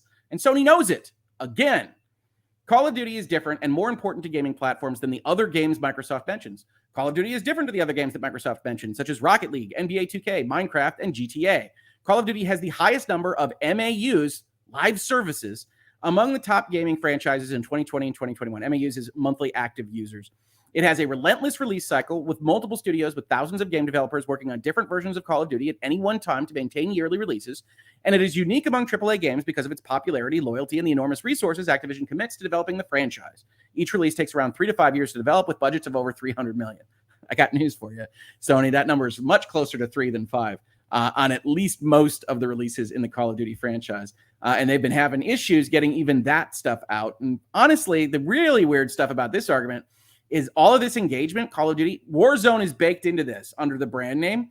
So much of the MAUs and all of this live in Warzone and not the yearly release that it gets all confused.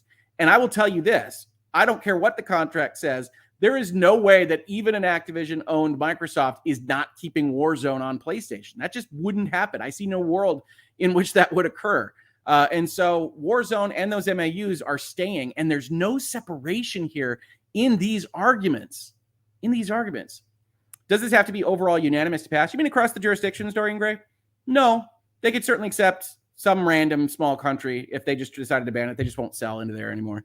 But in general, the FTC, the UK, and the EU, they're going to be working to synthesize whatever concessions look like for those particular jurisdictions. And they'll be playing it by ear. We'll play it by ear too. We won't get a lot of info from that in terms of behind-the-scenes talks with those jurisdictions. But they want most everybody to pass it. Most everybody that actually looks at it, like Brazil, probably will. But these 3 particular jurisdictions have decided that they want to be more aggressive, which we kind of had a suspicion would happen. The EU was always going to do this way. The UK, we didn't really know. It's a bit of a wild card. And the FTC could have gone either way, but the FTC had been signaling that it wanted to be more aggressive for a year plus now. So it has to be relatively agreed upon across the jurisdictions. Okay. Sony's, Microsoft's, and Activision's documents attest to the importance of Call of Duty. Sony's internal documents make clear that Call of Duty generates a stronger connection with gamers than any other FPS game. Sony's internal documents make that clear? Not self-serving indeed. It has the highest awareness of any third-party video game franchise, and the franchise blanks. Footnote 14. We have no idea what that is. A Sony survey conducted in the normal course of business, certainly not in light of this, finds that Call of Duty has the highest gamer familiarity, awareness, and ownership of all third-party video game franchises globally. Likewise, as the CMA has found, Microsoft and Activision's documents discussed in the decision attest to the importance of Call of Duty. It's very popular. Okay? Call of Duty is not replicable. And this is just Sony saying this again. Call of Duty is too entrenched for any rival, no matter how well equipped, to catch up. Call of Duty is forever. Forever is Call of Duty. It has been the top-selling game for almost every year in the last decade. And in the first-person shooter genre, it is overwhelmingly the top-selling game. Tell me again, Sony, what first-person shooter games do you make?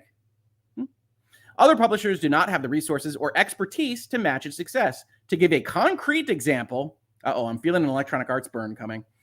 EA, one of the largest third-party developers after Activision, has tried for many years to produce a rival to Call of Duty with its Battlefield series. Despite the similarities between Call of Duty and Battlefield, and despite EA's track record of developing other successful AAA franchises such as FIFA, Mass Effect, Need for Speed, and Star Wars Battlefront, you're going with, the Battlefield franchise cannot keep up. As of August 2021, more than 400 million Call of Duty games has been sold, while Battlefield has sold just 88 million copies as of August of 2021. Well, okay. See, so Sony's taking advantage of the CMA here. Battlefield sounds like it's Call of Duty, but anybody that's in gaming understands that there are massive differences between the Battlefield game offering and the Call of Duty one. Not the least of which is that Battlefield specializes in big, large-scale engagements across, battlefields, and Call of Duty represents Twitch shooting of generally smaller engagements and more traditional kind of arena team behavior-based gaming. And Battlefield has had a couple of bad years because DICE doesn't appear to have somebody running it anymore. So that's an issue in and of itself, but it doesn't mean that it's impossible to match Call of Duty. It means that Electronic Arts has failed. And while you're including these Electronic Arts successes, I think the parenthetical to describe the Electronic Arts misses could be much bigger. Electronic Arts falls on its face regularly, which might be what Microsoft responds to this with. Are you kidding me?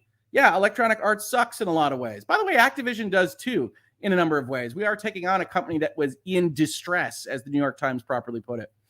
Ignoring these facts, Microsoft argues that Nintendo has been successful without access to Call of Duty. This misses the point. Oh, do tell. The decision identifies a wide body of evidence showing that Nintendo offers a differentiated experience to Xbox and PlayStation. We'll get there. Because it is focused on family-friendly games that are very different from the PEGI 18 FPS games like Call of Duty. This is supported by Microsoft's internal documents, which, so the CMA found, show that in general, Microsoft's internal documents track PlayStation more closely than Nintendo, with Nintendo often being absent from any internal competitive assessment. I also do want to thank folks. People have been gifting subs. I can't always find those here because they don't show up on my StreamYard. Fun Times gifted 5 Hoeg Law memberships. Thank you so much, Fun Times. That is awesome. Bo Johan, Constantly Confused, gifted 10 Hoeg Law memberships. That is also awesome, Bo. I really, really appreciate the support from all of you on this. I'm having a great time conversing with you. We're about halfway through this document. As you can see, this is why we're not covering a 111-page document here today, and we might do some kind of short-form virtual legality. I'll be reading it offline, undoubtedly, but I wanted to really appreciate those memberships. GSD getting stuff done. Hey, Hoeg Love, what you do. How much of this is Call of Duty on Game Pass?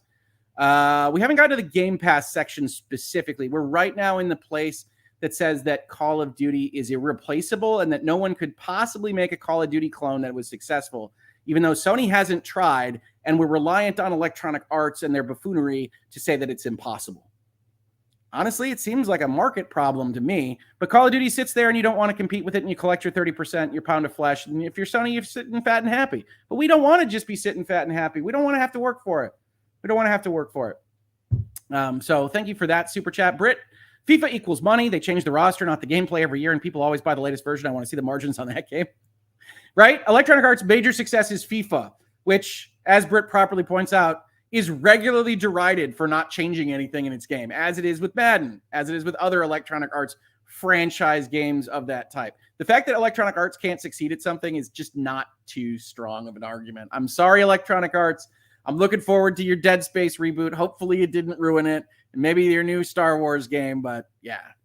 Electronic, if you're relying on Electronic Arts can't do it, so no one can. Honestly, Sony, are you even in your back room believing that? Electronic Arts can't do it. No one can. It's irreplaceable. Really? EA? Come on, Sony. We know you're better at making games than EA. We know this. So Nintendo is differentiated as if Sony isn't out there selling a $600 peripheral next year to help differentiate it from Xbox. As if Sony isn't running a walled garden or trying to run a walled garden where generations matter against Xbox to differentiate their brand. As if brand differentiation isn't an unmitigated good and a function of successful competition across all economic industries. As if Microsoft and PlayStation and Nintendo, you know what? They're all in the same section of your Target or your Best Buy or whatever, because they're all competitors in video games. They're all competitors in video games. And also Nintendo makes some M-rated stuff. Nintendo sells some M-rated stuff. They could have Call of Duty if they wanted, if they negotiated it with Activision, probably in a cloud form. That's what Nintendo does with its fancier stuff. But they're on the line for Resident Evil. They've got cloud versions of things with Capcom.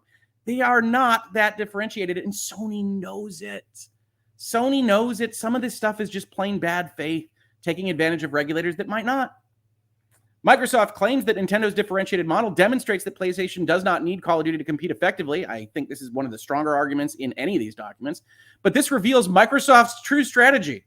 It reveals them. Microsoft wants PlayStation to become like Nintendo so that it would be a less close and less effective competitor to Xbox. Post-transaction, Xbox would become the one-stop shop for all the best-selling shooting franchises on console, Call of Duty, Halo, Gears of War, Doom, and Overwatch, as the decision explains, and it would then be free from serious competitive pressure. Sony, you had plenty of first-person shooters in the past. You had plenty of squad-based shooters in the past. You had plenty of shooters in general in the past. You don't think if Microsoft makes all of those games exclusive, which I have a problem finding them would do with Call of Duty and probably Overwatch, if they make all of those games exclusive, that all of the rest of the developers, all of the rest of the publishers, including yourself, don't see an opening for the millions of players that play games on PlayStation? Really? Really? That's what we're supposed to buy out of this. Honestly, again, it goes to show you just from the earlier pages of this document that if this were to go down, even in the way that Sony is most frightened of, that would encourage innovation, that would encourage investment, that would encourage development and quality, and result in, at bare minimum, another first-person shooter game to come out, right? Another franchise that somebody might prefer more than Call of Duty, because if you love Call of Duty and what it offers, it's the only one. Maybe we need more people busting their butts and less people sitting fat and happy making games that can support an environment for these gamers. Maybe that would be a good thing. Sony doesn't want to bust its butt, folks. Sony doesn't want to do this. Sony wants its free money. Sony is a little bit worried that its free money is going away. A little bit worried. In short, Activision games, in particular Call of Duty, are critical to PlayStation. The franchise is firmly entrenched in gamers' psyche. Every installment since Call of Duty was first released back in 2003 has consistently topped the charts. Call of Duty has become synonymous with the FPS category and is the benchmark against which all other FPS games are measured. Through its 20-year existence, no game has managed to rival Call of Duty's brand loyalty and network. Nothing uncovered by the CMA during its thorough Phase 1 review, you're so smart, suggests that this is likely to change in the future. We cannot compete. We are but low, humble servants of gamers, and we have no ability to make anything as grand and as wonderful as the Call of Duty franchise. We're very sorry. Very, very sorry. Microsoft has not committed to continue making Call of Duty games available on PlayStation. Here's the rub. And PlayStation Plus, we called it out when we saw it in the executive summary. Sony has advanced the ball past just access to Call of Duty, period, but also to access on their multi-game subscription service. So this is their secondary argument, right? We talked about this earlier, but if you're just joining us now, we talked about the fact Sony wants this deal killed completely. They are now pushing for it. They have cast their die. They are moving at maximum speed to actually get the deal blocked. But their secondary concern is, well, we didn't quite ask for enough the last time. We weren't quite ridiculous enough. They've offered it, maybe, sure, but we need it on PlayStation Plus. We need it on PlayStation Plus. Why? That's a business model. It's not any different. But we're worried that Game Pass is just going to get too big. Microsoft's second argument on theory of harm number one is that Microsoft has offered Sony a contractual commitment to keep supplying it with Call of Duty, including new releases with feature and content parity. We offered it to them. But no contractual protections can ever provide proper protections against a foreclosure strategy. And this is why the CMA's guidelines emphasize that the CMA should not place material weight on contractual protections in a foreclosure case. Besides, Microsoft has badly mischaracterized its offer. Microsoft's proposal has three significant shortcomings, and we're not going to tell you about some of them. Parity. Microsoft blank. A commitment to equal treatment on PlayStation and Xbox is essential to maintain effective competition and to ensure a level playing field. Right. A level playing field is what Sony wants. It's definitely not the case that there are a series of Modern Warfare 2 commercials right now talking up the benefits, advantages, and non-parity that Sony has over its competitor in Microsoft with respect to the Call of Duty franchise. It's imperative that equal treatment exists, or else there isn't a level playing field. Imperative.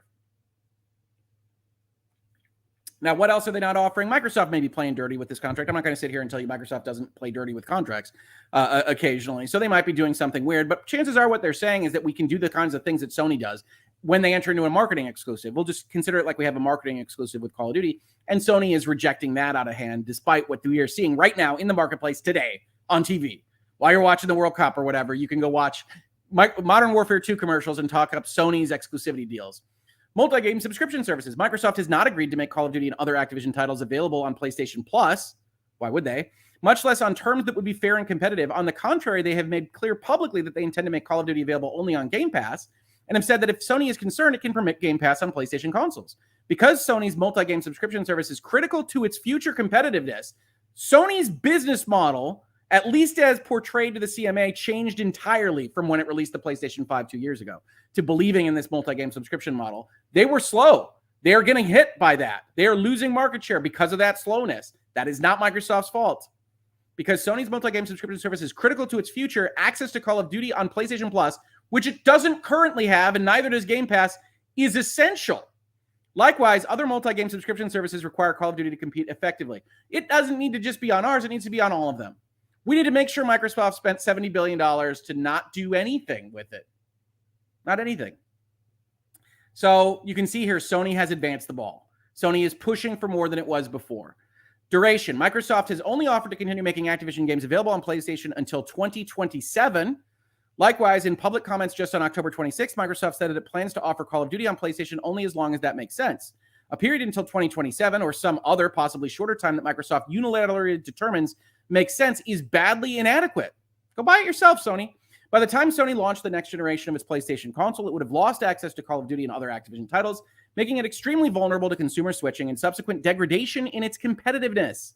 Even assuming that Sony had the ability and resources to develop a similarly successful franchise, it would take many, many years and billions of dollars to create a challenger to Call of Duty, like, say, 5, many, many years. And the example of EA's Battlefield shows that any such efforts would more than likely be successful. Mr. Regulator, Battlefield, which is a tire fire set on fire and then thrown off a cliff, shows that you can't possibly beat Call of Duty. Can't possibly do it. We certainly couldn't do it, not with many of the highest rated games of the past 5 years, regardless of how I might feel about some of them. We couldn't do it. My goodness gracious. Goodness gracious. Oh my. All right. Well, before we press on, the New York Times does suggest that at least after these documents were filed, so these are, I think, late October, Microsoft offered a 10-year commitment, probably didn't offer it on PlayStation Plus, and probably still wanted what I'm guessing are the marketing exclusive type differences in the releases, but did offer a longer period of time. Sony just says, well, contracts are nothing. Contracts are wind. Okay, and I did see a super chat here. Aaron says, at this point, I think Sony is just toying with Microsoft because these arguments are weak. Sony can compete, I don't know, by making FPS or buying EA. Shoulder shrug. They don't want EA. If anything is pretty clear from this document, it would be a very interesting reunion for Sony and EA if they decided to buy EA after they said all this. Be like, well, we're sorry about those things we said. You guys are great. You guys are great. You're not abject failures at this competitive landscape. Don't worry about it. We're sorry. We'll buy you. I don't think Sony's going to buy EA. I don't think they have the money to buy EA, frankly. So let's continue. Paragraph 17. More generally, Microsoft's past conduct shows that its public utterances should be treated with extreme skepticism. The decision identifies 5 separate transactions: ZeniMax, Obsidian, In Exile, Ninja Theory, and Compulsion. So only this one is remotely this size, where Microsoft acquired game studios and then made their upcoming games exclusive to Xbox. This conduct occurred despite Microsoft's assurances to the public and regulators that it would not make ZeniMax content exclusive. And in fact, it didn't. All right? I can still play Deathloop on my PlayStation. I can still play Ghostwire Tokyo on my PlayStation. I can still play a bunch of different games. Fallout 76 on my PlayStation. Microsoft CEO of Gaming, Phil Spencer, publicly explained the rationale for Microsoft's bait and switch as follows. This is about delivering great exclusive games for Xbox customers that ship on PlayStations where Game Pass exists. That's our goal. That's why we're doing this. That's the root of this partnership that we're building to sell Game Pass. That they want to have that business model succeed. It was a product differentiator. As long as we're giving credence to those, that's how Game Pass was differentiating itself from the PlayStation offerings, just like Nintendo differentiates itself with a portable docked form function and different kinds of games. That's what you do when you're in a marketplace, is you differentiate yourself from your competitors. And I will say this on Sony's behalf. There are videos on this channel where I say Microsoft was screwing up its messaging when they purchased ZeniMax. I think they were trying to play loosey-goosey with whether people could expect Starfield or whether people could expect other things. They didn't want to offend anybody until they lowered the hammer. And so there's a lot of muddled messaging when they go through that conversation point. I've said that about them. I think they could have done it better. And I think Sony coming back, I wouldn't call it a bait and switch because I don't know that they were specific about what they even wanted to do when they had these assets.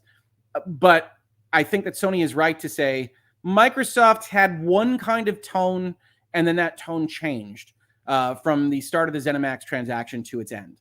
And I think that that's worth noting, and I think that that's a mistake that Microsoft made.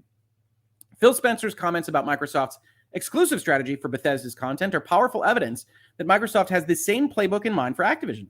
In fact, the decision finds that Microsoft pursued its exclusivity strategy with content that is far less valuable than Activision's. The decision explains that this means Microsoft would have an even stronger incentive to make its content exclusive post-transaction. This is a compelling point that Microsoft does not address because this is flatly wrong. Okay, so folks, when you've got a game that is small, right? If you've got a game that is small and isn't going to make a ton of money on the Sony or the PlayStation, you use it. You bring it to your Game Pass platform. You bring it to your own. It doesn't cost you as much. When you talk about cost, it's not just dollars out the door. It's the dollars that you could have made that you lose. We call it opportunity cost in economics. If you take Call of Duty from PlayStation, PlayStation's really worried about getting its 30%. But remember, for its 30%, you're getting 70% if you own Call of Duty. So you have a very strong incentive. It might not be overpowering to wanting to make it exclusive to sell your Game Pass or what have you, but you have a very strong incentive to keep it available in that ecosystem. The bigger it is, it's worth more to you. You're spending almost $70 billion. You have to go get that return on investment back in some quarters. And some of that is going to be, hey, if we keep it on PlayStation, we're acting just like Activision. We're making the money that Activision would have made that kept them in business for as long as it did. A smaller business, it is less costly. You lose less opportunity cost to pull it within your ecosystem. The CMA is exactly the opposite of what economics is here. And again, I'm not going to sit here and tell you that Sony are abject morons. Sony knows that. This is a compelling point, is BS. Somewhere, a Cleary Gottlieb lawyer wrote that sentence and said, okay, this is insane. This is ridiculous. They have enough wherewithal and self-awareness to say, nope, that's not the case. But since the CMA signaled that it would accept this kind of argument, you put it into the brief. But it is the exact opposite of what the CMA and now Sony is saying here. The bigger the company, the more costly it is to make it exclusive. The smaller, the less costly. That explains the entirety of what Microsoft might be doing, and it's exactly the opposite of that paragraph. Let's see here, paragraph we got footnote 24. This is about the ZeniMax, what they call the bait and switch. At the time, Microsoft told investors that it highly encouraged cross-platform play, and that it did not have any intention of just pulling all Bethesda content out of Sony, which it didn't. Microsoft told the European Commission at the time that it would not have the incentive to cease or limit making Bethesda games available for purchase on rival consoles. And again, it didn't. This is the problem with talking in generalities, right? Microsoft still made Bethesda and ZeniMax content. You can still play Elder Scrolls Online on your PlayStation right now if you want to. You can still play Fallout 76. You can play Deathloop. You can play Ghostwire Tokyo. And so what do you want to say about Microsoft? Microsoft said, we're going to put stuff on PlayStation. We're not going to just pull things off of it. They didn't just pull things off of it. And then they decided on a case-by-case basis what they would keep in-house. And Starfield is their big-ticket item there. But here's a problem for Sony and Microsoft and the CMA and the EC and everyone else. No one knows how Starfield will do. In fact, it wouldn't surprise me if Microsoft keeps Starfield off the market until after this is all done so that no one knows how Starfield does. In response to the CMA's analysis of its past conduct, Microsoft points to a single example from almost a decade ago of an acquired game that it did not make exclusive, Minecraft. But Minecraft is a completely different proposition to Call of Duty. It is a single release, virtually infinite game world that uses blocky graphics, has no required goals, and is already in users' hands.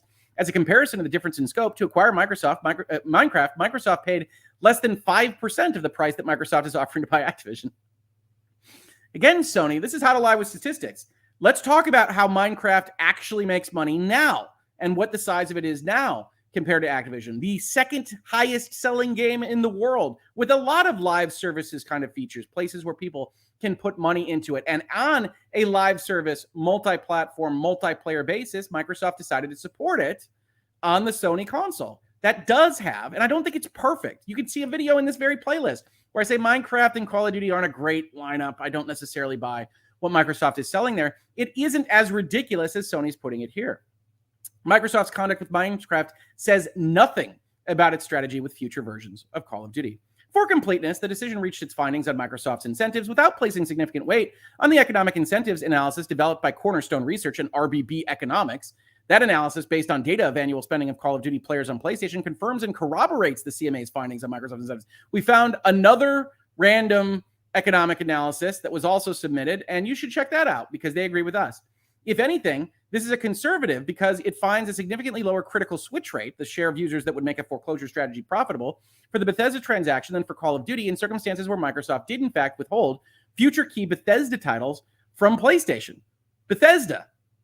We're talking about Call of Duty. Why are we talking about Bethesda? Lower critical switch rate for the Bethesda transaction than for Call of Duty in circumstances where Microsoft did, in fact, withhold. Yeah, the higher critical switch rate would mean that they would be less inclined to make it exclusive. I would have to look at that report to give you better analysis of what in the world Sony is talking about there.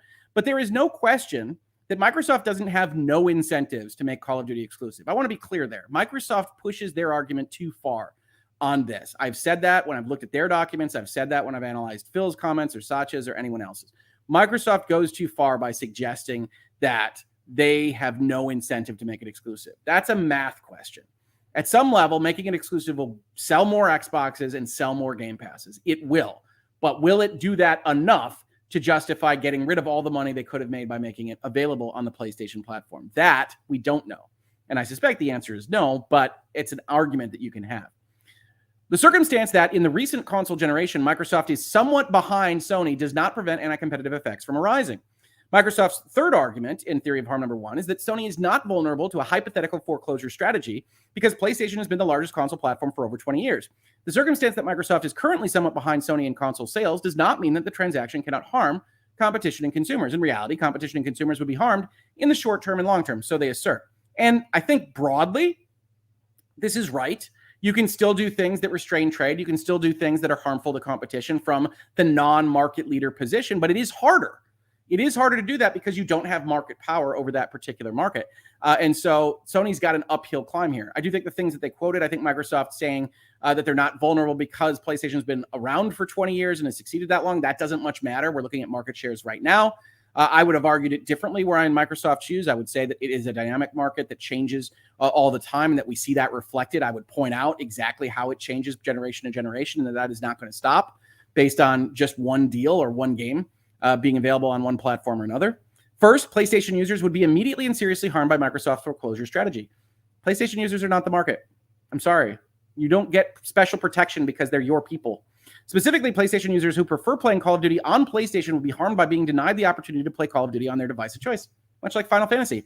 They would face two options, either to not play Call of Duty or to incur a cost of £450 to buy an equivalent Xbox console and play Call of Duty on a less preferred device at a similar quality to the level they currently enjoy.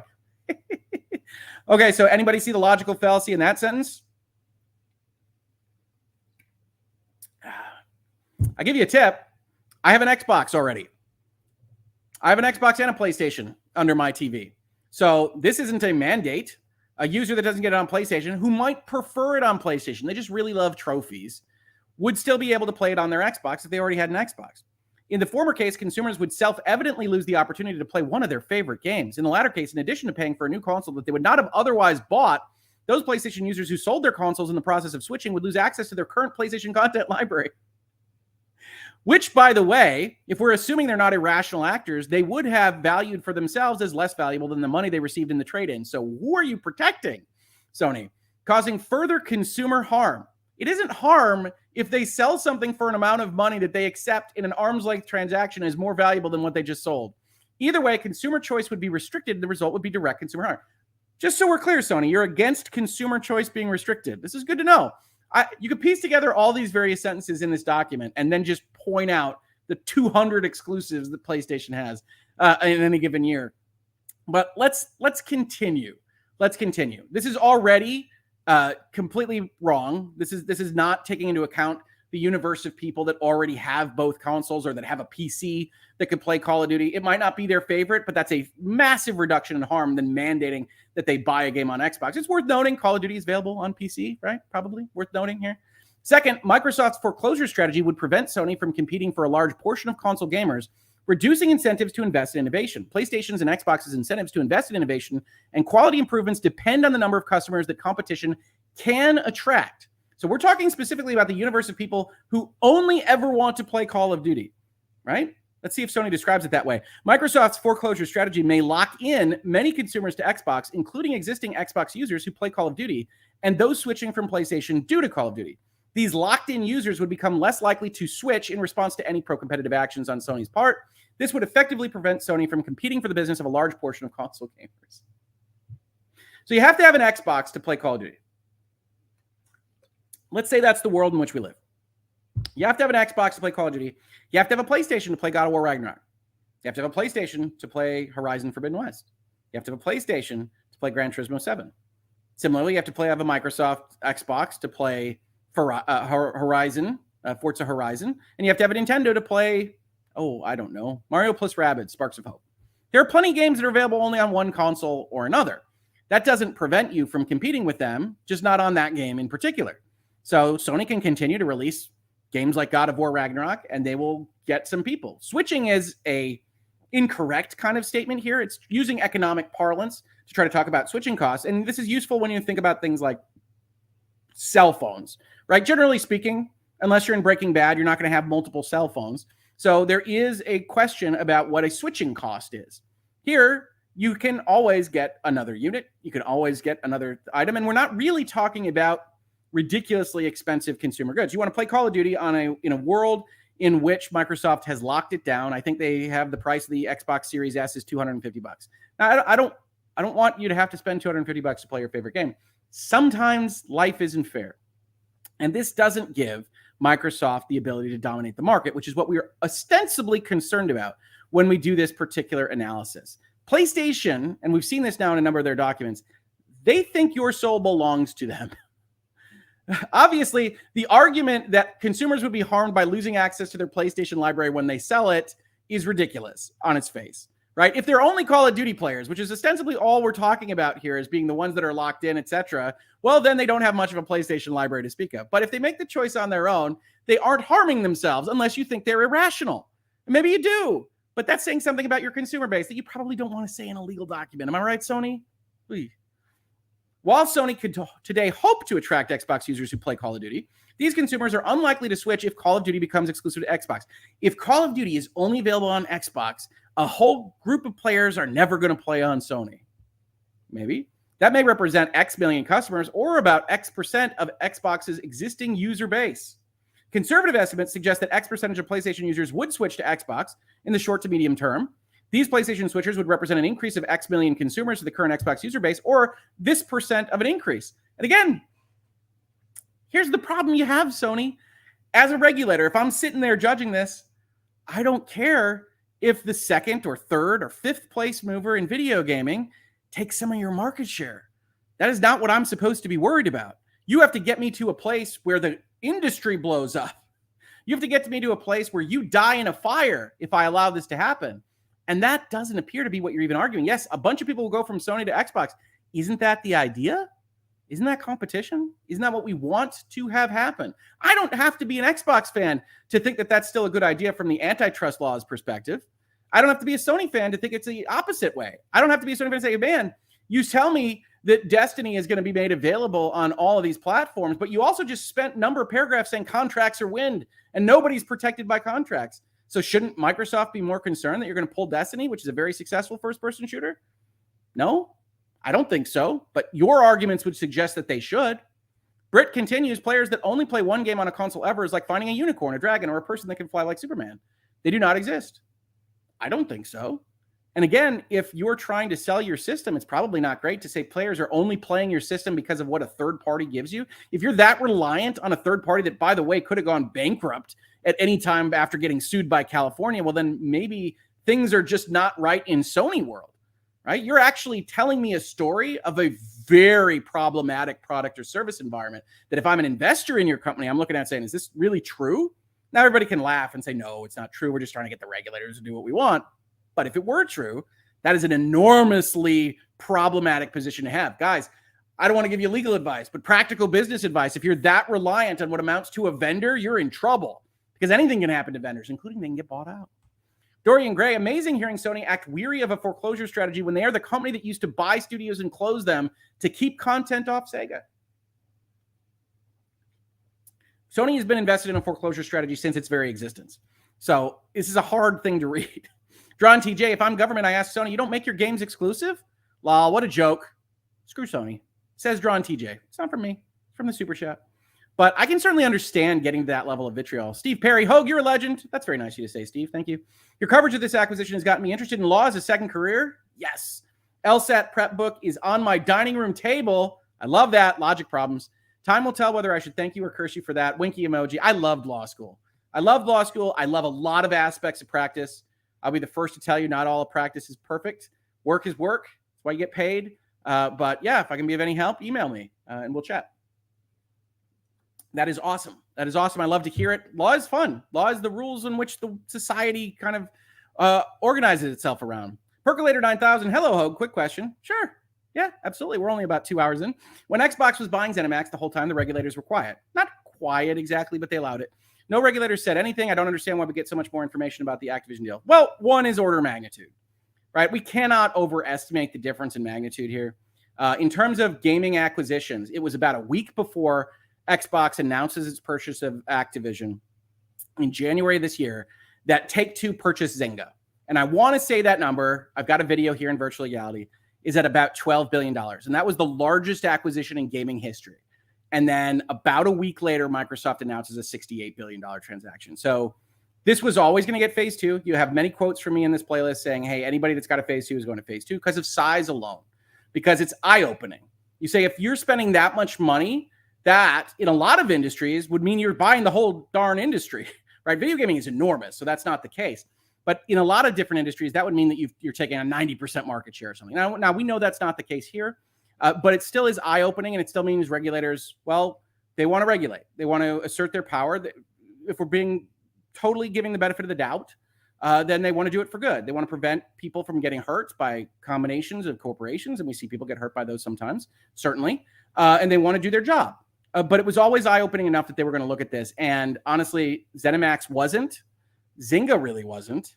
And Bungie, which Sony purchased for a few $1 billion, also wasn't. So size matters because size is going to suggest that there's market power changing hands, and that's always going to get regulators interested.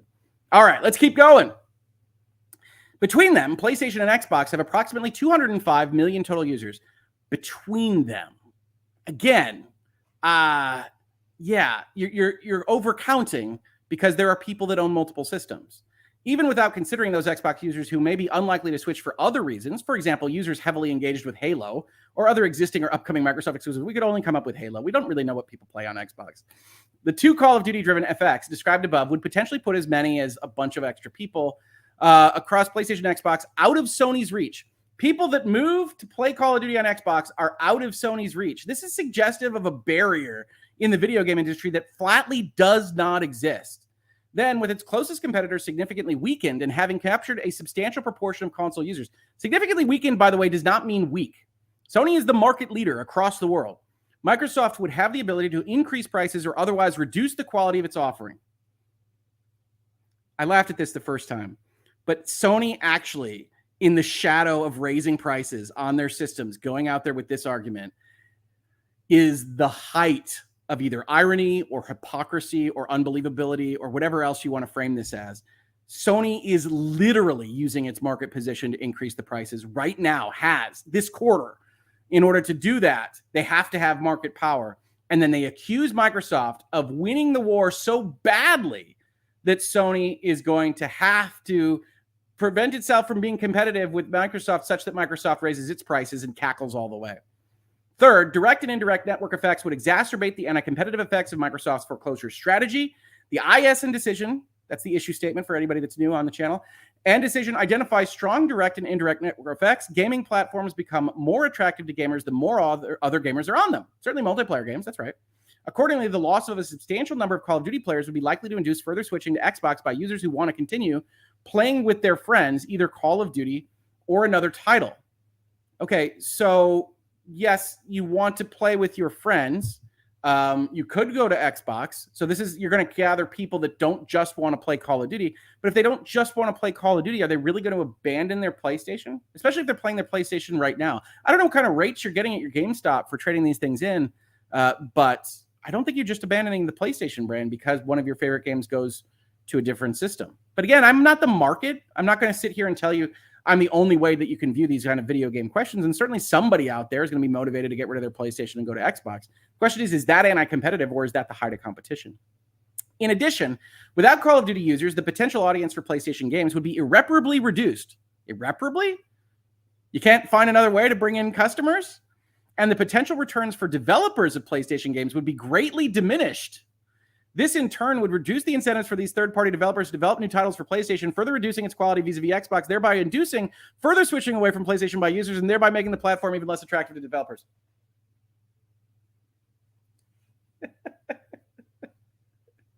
Okay, so at some level, this argument is true. Like, at some level of customer base, it gets so low that developers won't make things for you, like the Ouya or the Ouya, or maybe Google Stadia, something like that. At some level, it's non-viable as a product. But this, whenever you have to write this kind of then statement for like 4 things down the line, patently absurd.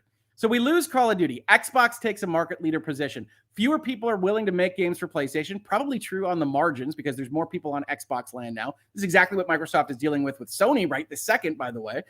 Fewer developers work for us, and so now they're going to make worse things. They reduce the quality vis-a-vis the Xbox. First of all, third-party developers have every incentive to make multi-platform titles. In fact, that's what we're talking about today. So chances are they're still going to make a port for PlayStation and Xbox because the price of making a port for the PlayStation is still going to defend whatever PlayStation customers are going to get that thing. So probably people that are just interested in third-party development like that, still going to get the products that they want. This is hilarious to me, but not hilarious in a funny way. Hilarious in a way that I can see a regulator going for this kind of argument. But it's, again, absurd for the reality of what we've observed in the video game industry for 3 decades. That's just not what's going to happen until you get to such a low level of consumer uptake that it just blows up. And even then, if you look at something like the Wii U, you can still do better on the next generation or do better with other brand differentiation or changes. Nintendo continues to survive on that. You just don't want to be Nintendo, Sony. That's fine. Fourth, Microsoft's foreclosure strategy would cause Sony to lose significant revenues, diminishing its ability to fund further investment. We wouldn't be able to make as many games without Call of Duty money. Sounds like a personal problem. PlayStation users that play Call of Duty generated about X% of total spending on hardware, peripheral subscription games, and other PlayStation services. Again, this is unfair. I play Call of Duty. Call of Duty is not a driver for me, but everything I spent on PlayStation in the last, let's say, 3 days, they have their Black Friday sale. I'm a sucker. In the last 3 days, goes into the Call of Duty bucket, which is insanity. Nothing's going to happen to my PlayStation if Call of Duty suddenly isn't available on that system. The loss of all or a significant portion of those users, together with their associated revenues and profits, would severely diminish Sony's ability and incentive to invest in future hardware, innovative, and gaming technologies.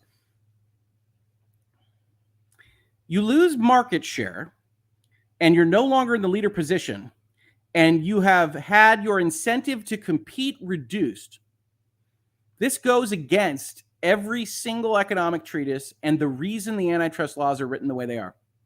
So maybe Sony, maybe you're discovering a new novel economics environment that you can tell us all about in the video game industry. But in general, if you lose market share and you're not completely destitute, which you aren't, and you're good at making something, you do it harder. You innovate. You lower prices. You compete. It's competition, folks. It's competition.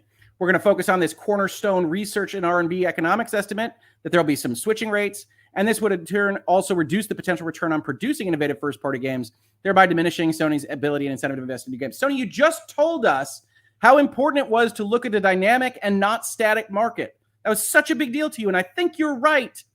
But the dynamism here has to apply to you as well. Your incentive to make good games is to attract people. And if you make a good game, you'll attract people of all stripes, even people that like Call of Duty.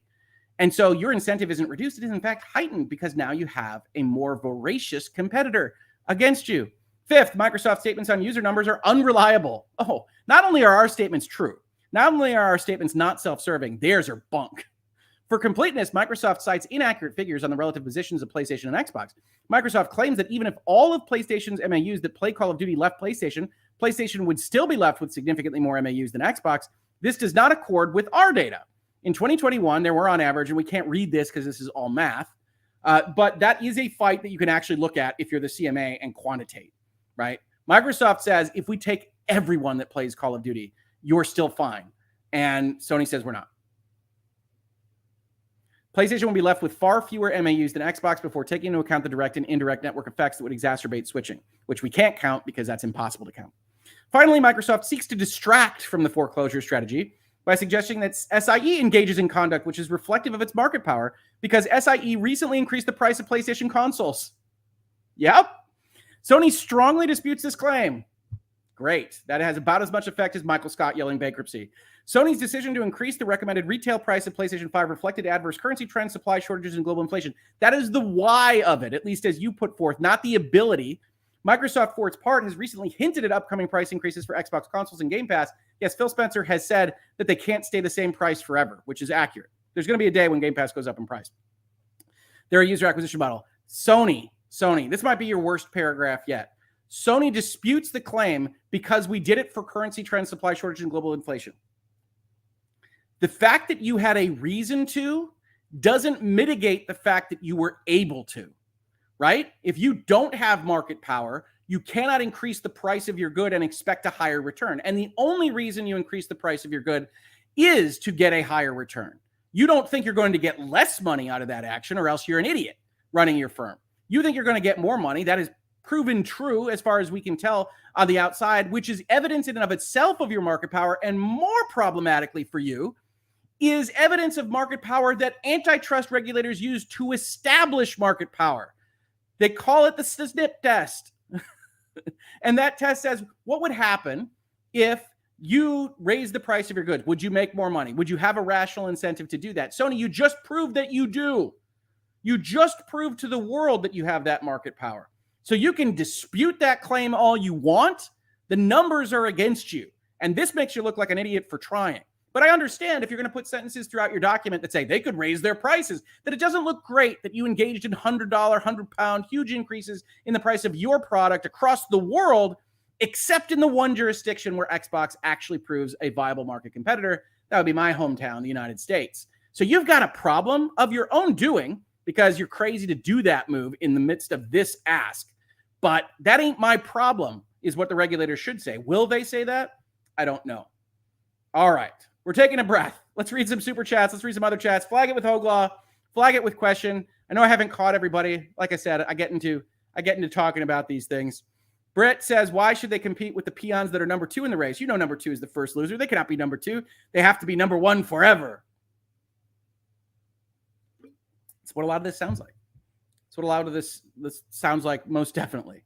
Sony, the sky is falling. The sky is falling, says Katie. Just laughing from All Might and Sofa King.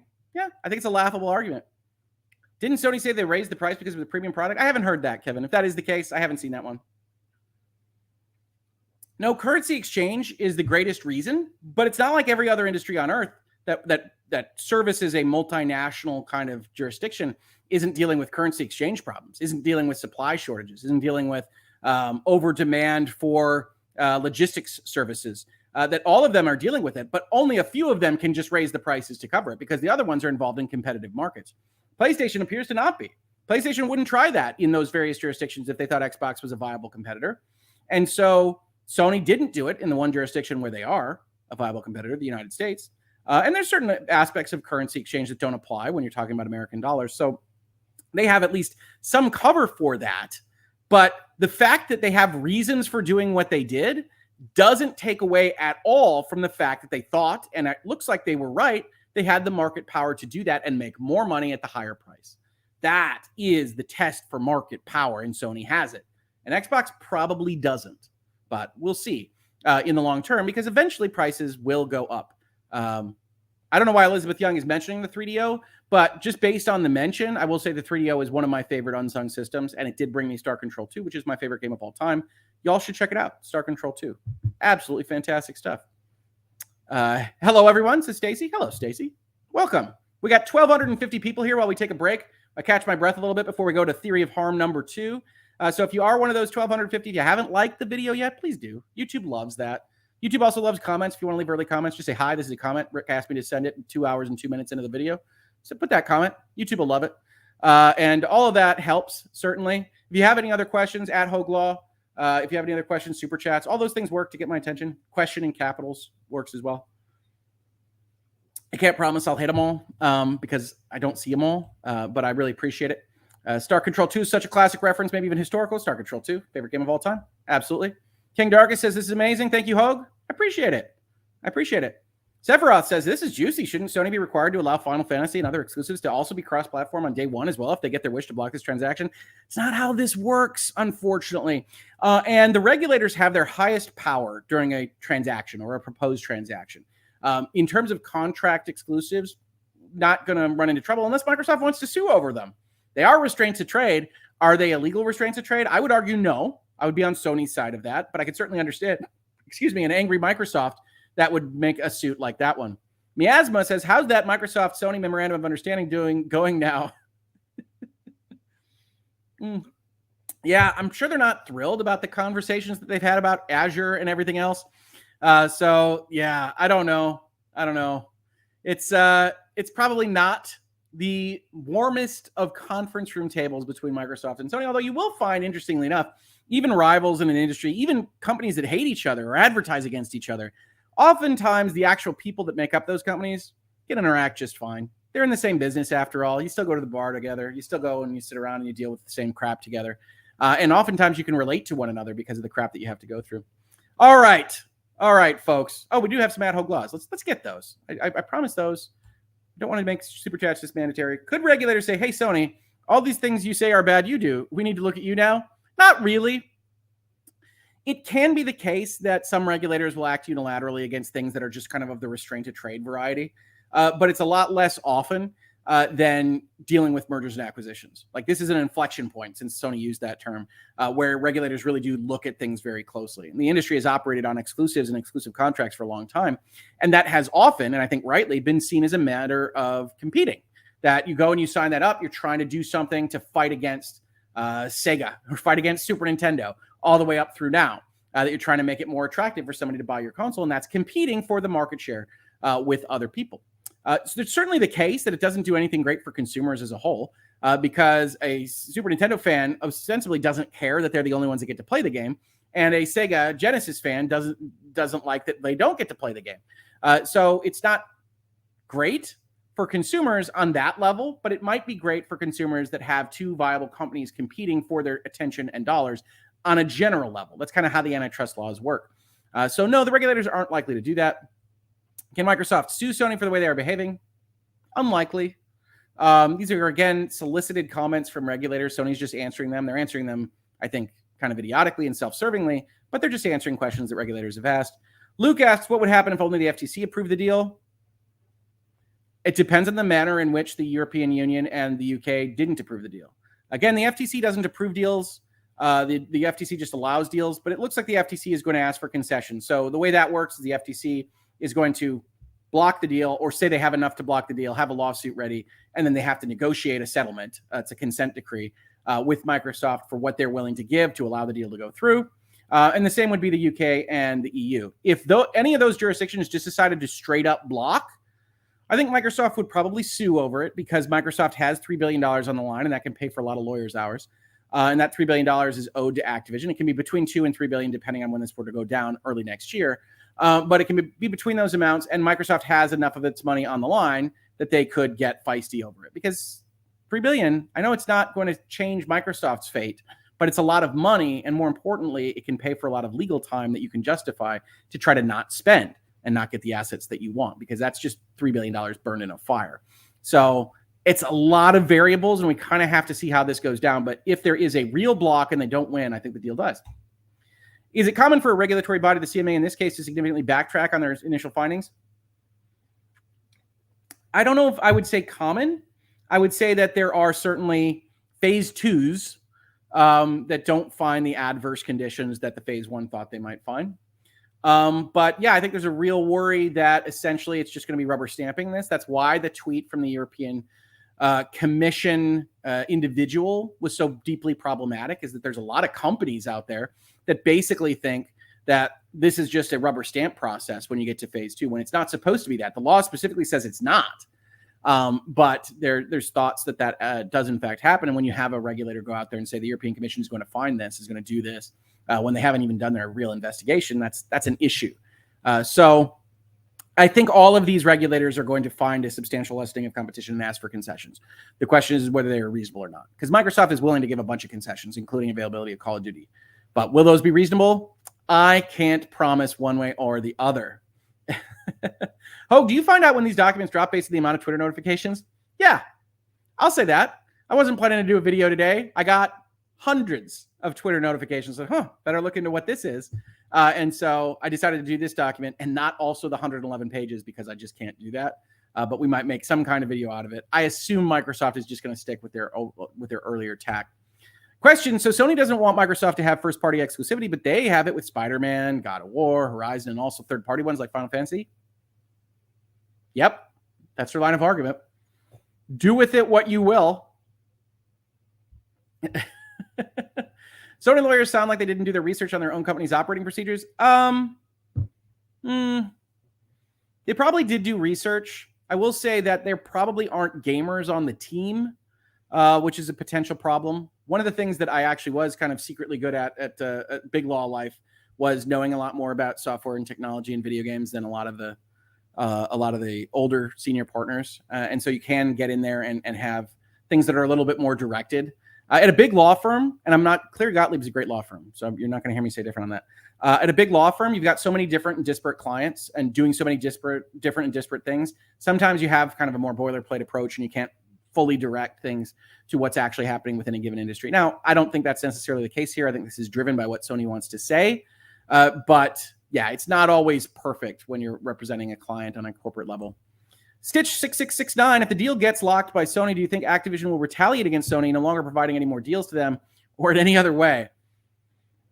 So Activision as a company would still have an incentive to make their games available on Sony. So they can't just scuttle their existence. And so I think Sony would realize that. Could Microsoft spend enough to buy exclusives on these games? Maybe. It might be inviting another lawsuit.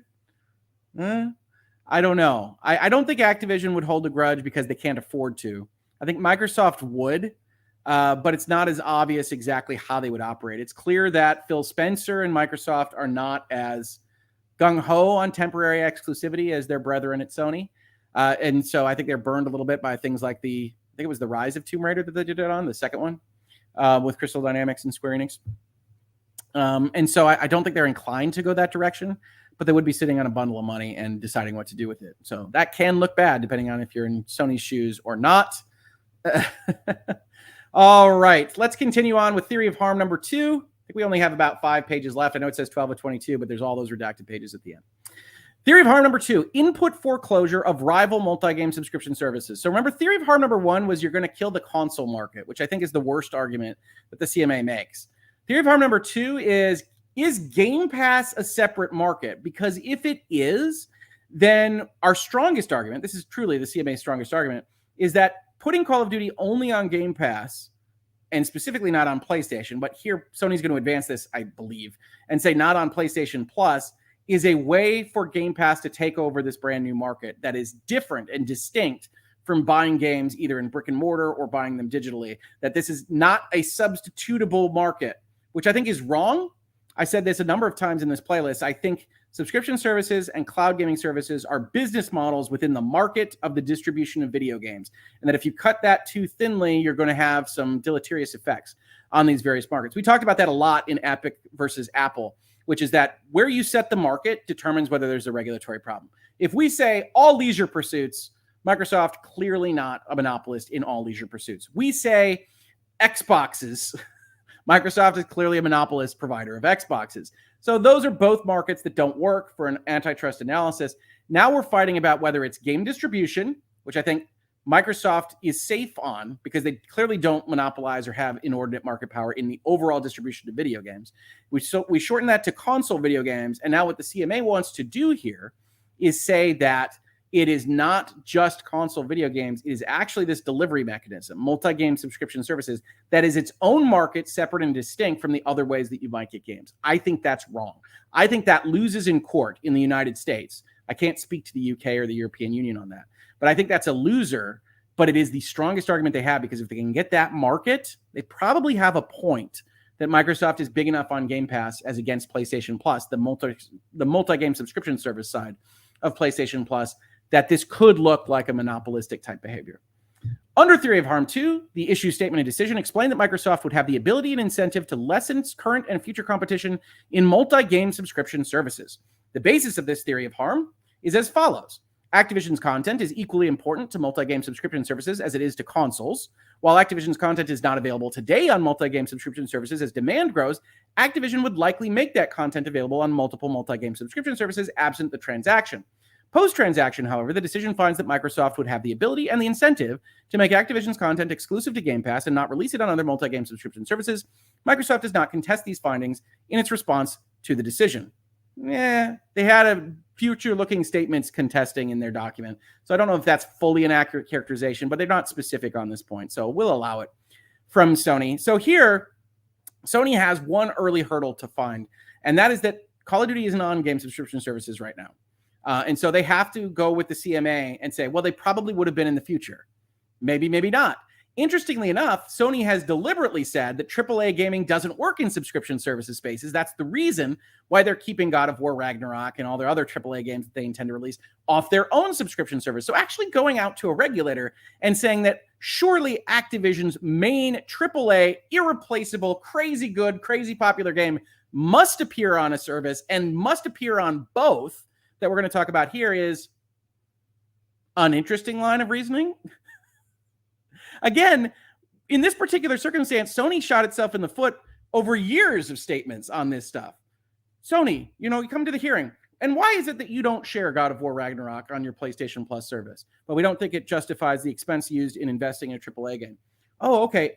And why is Call of Duty irreplaceable? Well, it's because Call of Duty costs so much. They have to spend so much and use so much manpower to make that game come out. Okay. So you think then that Call of Duty would be justified to appear on a subscription service while not including your own games on that same subscription service? What does Sony do with that? Sony can make these assertions because they're not being challenged on them directly, but these assertions are ridiculous on their face. On the contrary, Microsoft has publicly made clear that one of its main rationales for the transaction is to differentiate Game Pass from rival multi-game subscription services by making Activision's content available on Game Pass and no other multi-game subscription service, including PlayStation Plus, which didn't actually exist as PlayStation Plus when these statements were made. The anti-competitive effect of this strategy would be profound. Game Pass already holds a strong position in multi-game subscription services, with its competitors significantly smaller, lacking the popularity and range of content that Game Pass would own post-merger. Multi-game subscription services are a nascent market, exhibiting both direct and indirect network effects. Combining Game Pass, the leading incumbent, with Activision's important gaming catalog could, in the decision's words, substantially reduce competition, raise barriers to entry, reduce the number of competitors to only one or a few providers, and significantly increase Microsoft's market power. The transaction would thereby deprive consumers of strong competition in multi-game subscription services that would have played out absent Microsoft's foreclosure strategy. Look, again, Sony, it's not my fault that you didn't believe multi-game subscription services would work until Microsoft proved that they would. Years ago, while they were brand differentiating in order to survive what was a very successful Sony PlayStation 4 generation. We want that innovation. That is what competition leads to. And again, I think this is a strong argument if, and only if, Game Pass subscription services in general is a separate market from any other way that you can get a video game. If it is not, if there are substitutes, oh, that game isn't available on Game Pass, so I'll go buy it over here. That game isn't available on Game Pass, so I'll go get PlayStation Plus. Whatever it is, if there are not substitutes, then it's a market. If there are, then it's not. And both subscription services and cloud-based gaming seem to fall on this test. And that's what I would expect to see in a judicial determination if it were to come to one in the United States. Sony agrees with the decision's findings, which are based on a cogent and compelling body of evidence. You're so smart. That rests on the principles set out in the CMA's guidelines and recent case law that particular care is needed to protect nascent competition. Sony notes the following. Game Pass leads PlayStation Plus significantly. Microsoft already has a substantial lead in multi-game subscription services. Game Pass has 29 million subscribers to Xbox Game Pass Console and Xbox Game Pass Ultimate and is expected to grow substantially in the future. The multi-game subscription tiers of PlayStation Plus considerably lag, with fewer than X number of subscribers. Now, Sony, I love you, boobaloo. PlayStation Plus's game subscription tiers started this summer. Also, notably, even though it's only a few months old, Sony has gone out there and promised people that they are not going to get the main games that Sony releases because it doesn't match their economic viability model. They want the money. They want the Skrilla, as some lawyers might otherwise say in this context. And so comparing these things is kind of flatly wrong-headed in the first instance. They're not selling the same kind of product, but also, your comparison doesn't even take into account the time lag between Game Pass arriving years ago and your product or service offering coming months ago. Sony's documents attest to the danger of Call of Duty becoming exclusive to Game Pass. Sony's contemporaneous documents corroborate the decision's analysis of the danger of Activision content becoming exclusive to Game Pass. A February 2022 document states that Sony's contemporaneous documents corroborate the danger that we're saying. I'm very glad that your own documents corroborate yourselves. It's very good, Sony. I'm happy that you're not bipolar on this. Industry sources have also recognized that with Activision, Microsoft is one gigantic step closer to game subscription dominance. Industry sources. What are you quoting there? The Verge. January 19th, by the way. Notable, by the way, for being months before Sony would even deign to enter into this market. So it's not just the time component of the growth. It's that they are claiming anti-competitive effects. They're claiming nefarious intent when Sony wasn't involved in that particular market, if it is to be treated as a separate market itself. Now, would you say Sony was still involved in selling video games and video game systems? I surely would, because Game Pass and subscription services are a model. They're a piece of the pie. They aren't a separate marketplace in and of themselves. Independent surveys confirm the profound effect of Call of Duty being included on Game Pass. An independent YouGov survey, love to see the actual statistical significance there, from January 2022 found that including Call of Duty on Game Pass would have a profound impact on gamer preferences for multi-game subscription services. 46% of PlayStation gamers in the US indicated that if Call of Duty were available on Game Pass, they would consider subscribing. Okay, so first of all, Sony, your main piece of evidence is a YouGov survey from January. Notably, January, not a month in which Sony had any kind of competitive subscription service. It's a YouGov survey, so we've got statistical usefulness already involved with that particular question. And then the actual question posed is, would they consider it? Guys, I honestly got to tell you, 46% is low for consider, right? If I get a new state of affairs for anything, I'm considering it. Okay, well, maybe I would go and get Game Pass. Maybe not, but that's a consideration. It's not a yes or no kind of scenario. And developers would also be harmed by unequal access to Call of Duty on multi-game subscription services. Excluding access to Call of Duty on PlayStation Plus would also negatively impact independent game developers. Independent developers would likely receive worse terms for their content from Microsoft once Microsoft had become the dominant multi-game subscription service. Reduced returns could in turn diminish independent developers' ability and incentive to invest in high-quality new games, causing video games to become lower quality, less immersive, and driven by disruptive in-app purchases. This in turn would harm consumers yet further. Yes, you need a competitor to Game Pass in order for all these things to be true, and yet there wasn't a competitor to Game Pass until this summer. It's amazing that Game Pass grew to be as successful as it was, probably by giving high-quality content for low prices that consumers saw as value. It's interesting to imagine why they wouldn't do that when Sony has arrived, and Sony could be killed as a subscription service, but it didn't do that beforehand. Now, look, on the Sony side of things, or at least on the non-Microsoft side of things, I told you this was a strong argument, because if Microsoft does take a dominant position in subscription services, then yes, they are going to be offering better for Microsoft deals to developers. There aren't going to be other people negotiating against them for whatever is going to be on Game Pass. They control in the market that particular situation. You could have a bad situation for developers. That said, developers aren't consumers. And so you have to also ask the question, will that hit the consumer welfare kind of level? Because again, they posit that game developers will make less high quality games. Maybe, maybe not. But certainly Game Pass provides a pricing avenue for consumers that gets them more games and more in the door than they might otherwise with the pure buying model. And so Microsoft continues to go out there and say, well, we're competing on pricing, not just on quality. If that is in fact the case, consumer welfare is supposed to be both. It's supposed to be lower prices, higher quality. Either way, you can get to a place where consumer welfare is higher. And it's difficult to see exactly how consumer welfare is lessened overall by Call of Duty being made available on Game Pass. Even if it's exclusively made available on Game Pass, nobody's losing anything for it not being available on PlayStation Plus, especially if Call of Duty is available to buy on PlayStation. Nobody's world has changed except that there's an avenue to getting it cheaper. In response to the CMA's evidence, Microsoft advances three main arguments. None is persuasive. First, Microsoft argues that multi-game subscription services are not a market, but a means of payment. This misses the point. It does not. Multi-game subscription services are more than a means of payment. They are an alternative to buy to play that allows consumers to access a broad library of video game content through a different payment model. That's tautological. That is what it is. They can also influence consumers' choice of hardware and cloud gaming service, where the multi-game subscription service in question is compatible with only certain hardware or other services. They can also influence consumers' choice of hardware and cloud gaming services, where the multi-game subscription service in question is compatible only with certain hardware or other services. Game Pass is not only compatible with Xbox. This is trying to have your cake and eat it too from Sony. This is not a viable argument about whether or not it's a market. The nature of a market in economics and antitrust regulation is whether or not there are viable substitutes, that it's easy enough to go and substitute for the specific product or service here. Game Pass is eminently substitutable through buy-to-play and cloud gaming even, or other things that might exist in the future that the CMA and us don't know about. It's not a market is absolutely 100% true. And it does not miss the point. In fact, Sony tries to essentially confuse you with a juggler and some shiny bits over here in this paragraph because they don't actually argue that it is a market. They just talk about the fact that it's an effective feature within a market. right? Okay, Game Pass subscription services in general are useful for selling consoles. That's right, but we're not supposed to be talking about selling consoles here. That was theory of harm number 1. We're in theory of harm number 2, Sony. We're talking about specifically whether Game Pass itself is a market separate and distinct from video gaming on the whole. And Microsoft says it is, and they have Brazil to back them up. They also have Hoeg to back them up. I don't think Hoeg's going to be appearing in any of these documents anytime soon, but they have reason to believe under economic analysis and decades of antitrust jurisprudence that there isn't a great argument that Game Pass subscription service is a separate market from video games overall. And then you don't really argue that. You just say, but Game Pass is pretty effective at bringing people into console sales. Yeah.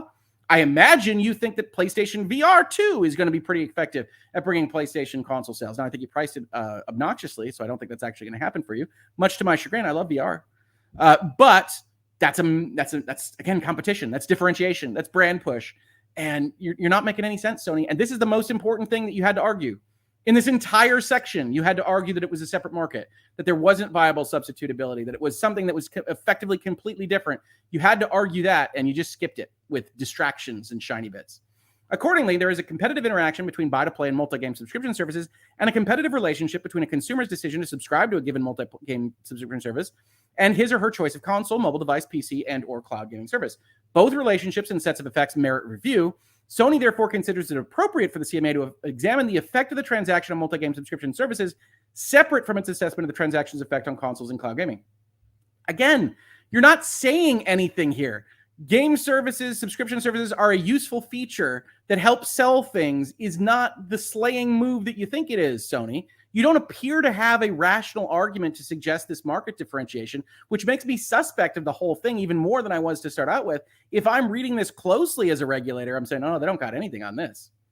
Second, Microsoft claims that there are not facts anywhere to support the assertion that Activision's content strategy, under which no multi-game subscription service receives preferential treatment, would change post-transaction. Microsoft may claim there are no facts, but the CMA finds that its internal documents tell a different story.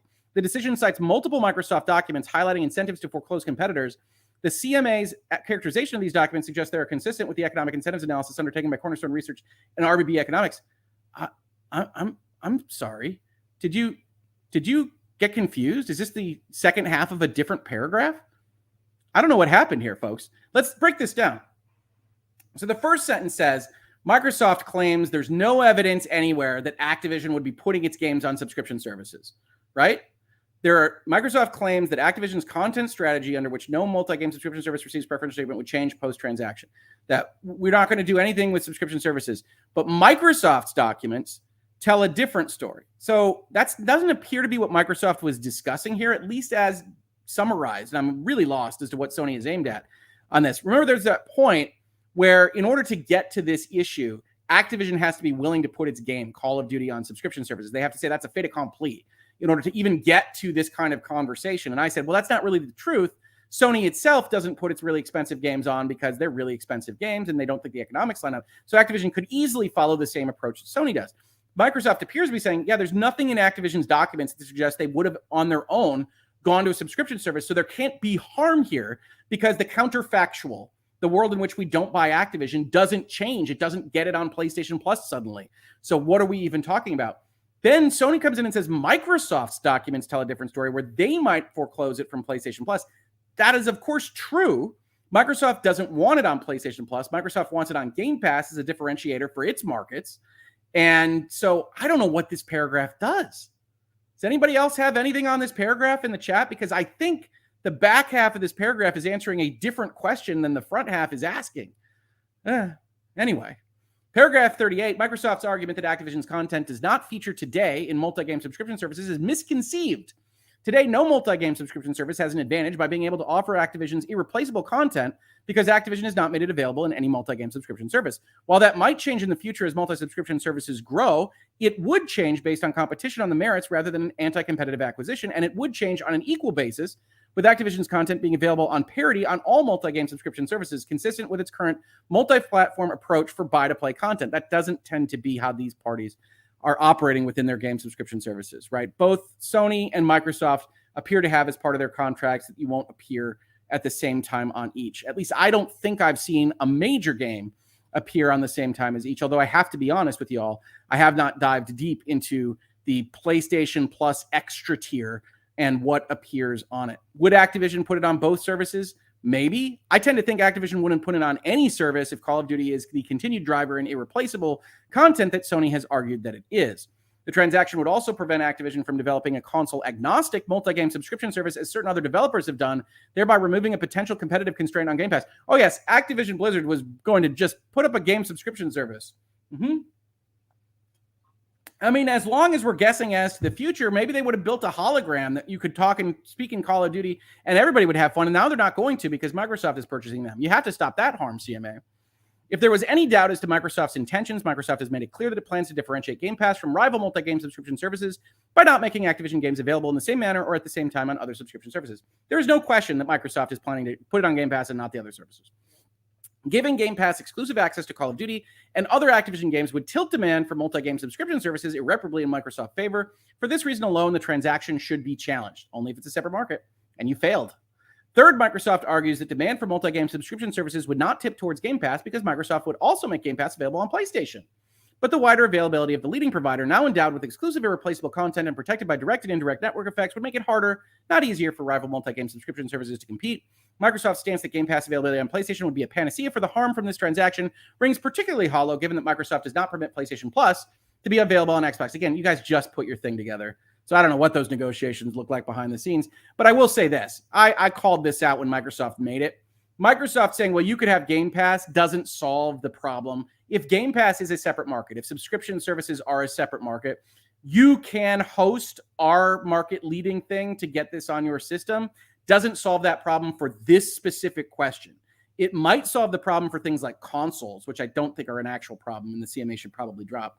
But it doesn't solve that there's a monopoly in subscription services if it's a separate market. It just enhances that monopoly.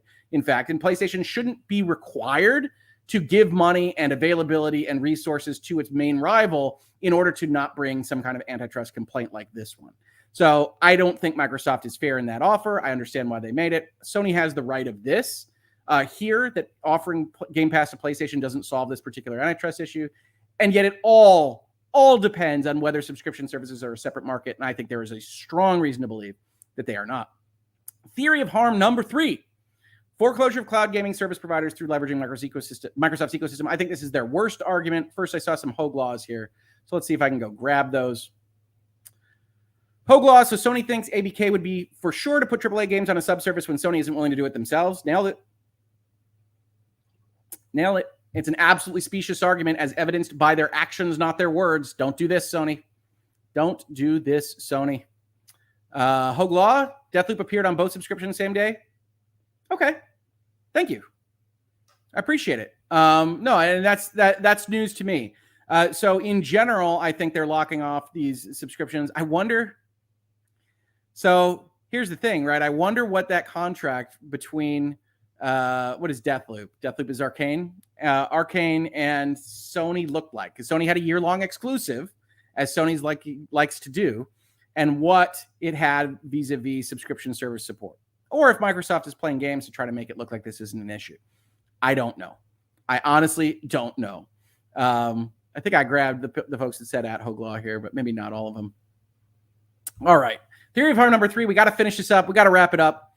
Theory of harm number 3, foreclosure of cloud gaming. This is their weakest argument, in my opinion. Under theory of harm 3, the decision found that Microsoft would leverage its broad multi-product ecosystem, including its leading cloud platform, Azure, its leading game system, Xbox, and its dominant PC OS, Windows, together with Activision's gaming content, to strengthen network effects, raise barriers to entry, and hence foreclose rivals in cloud gaming services.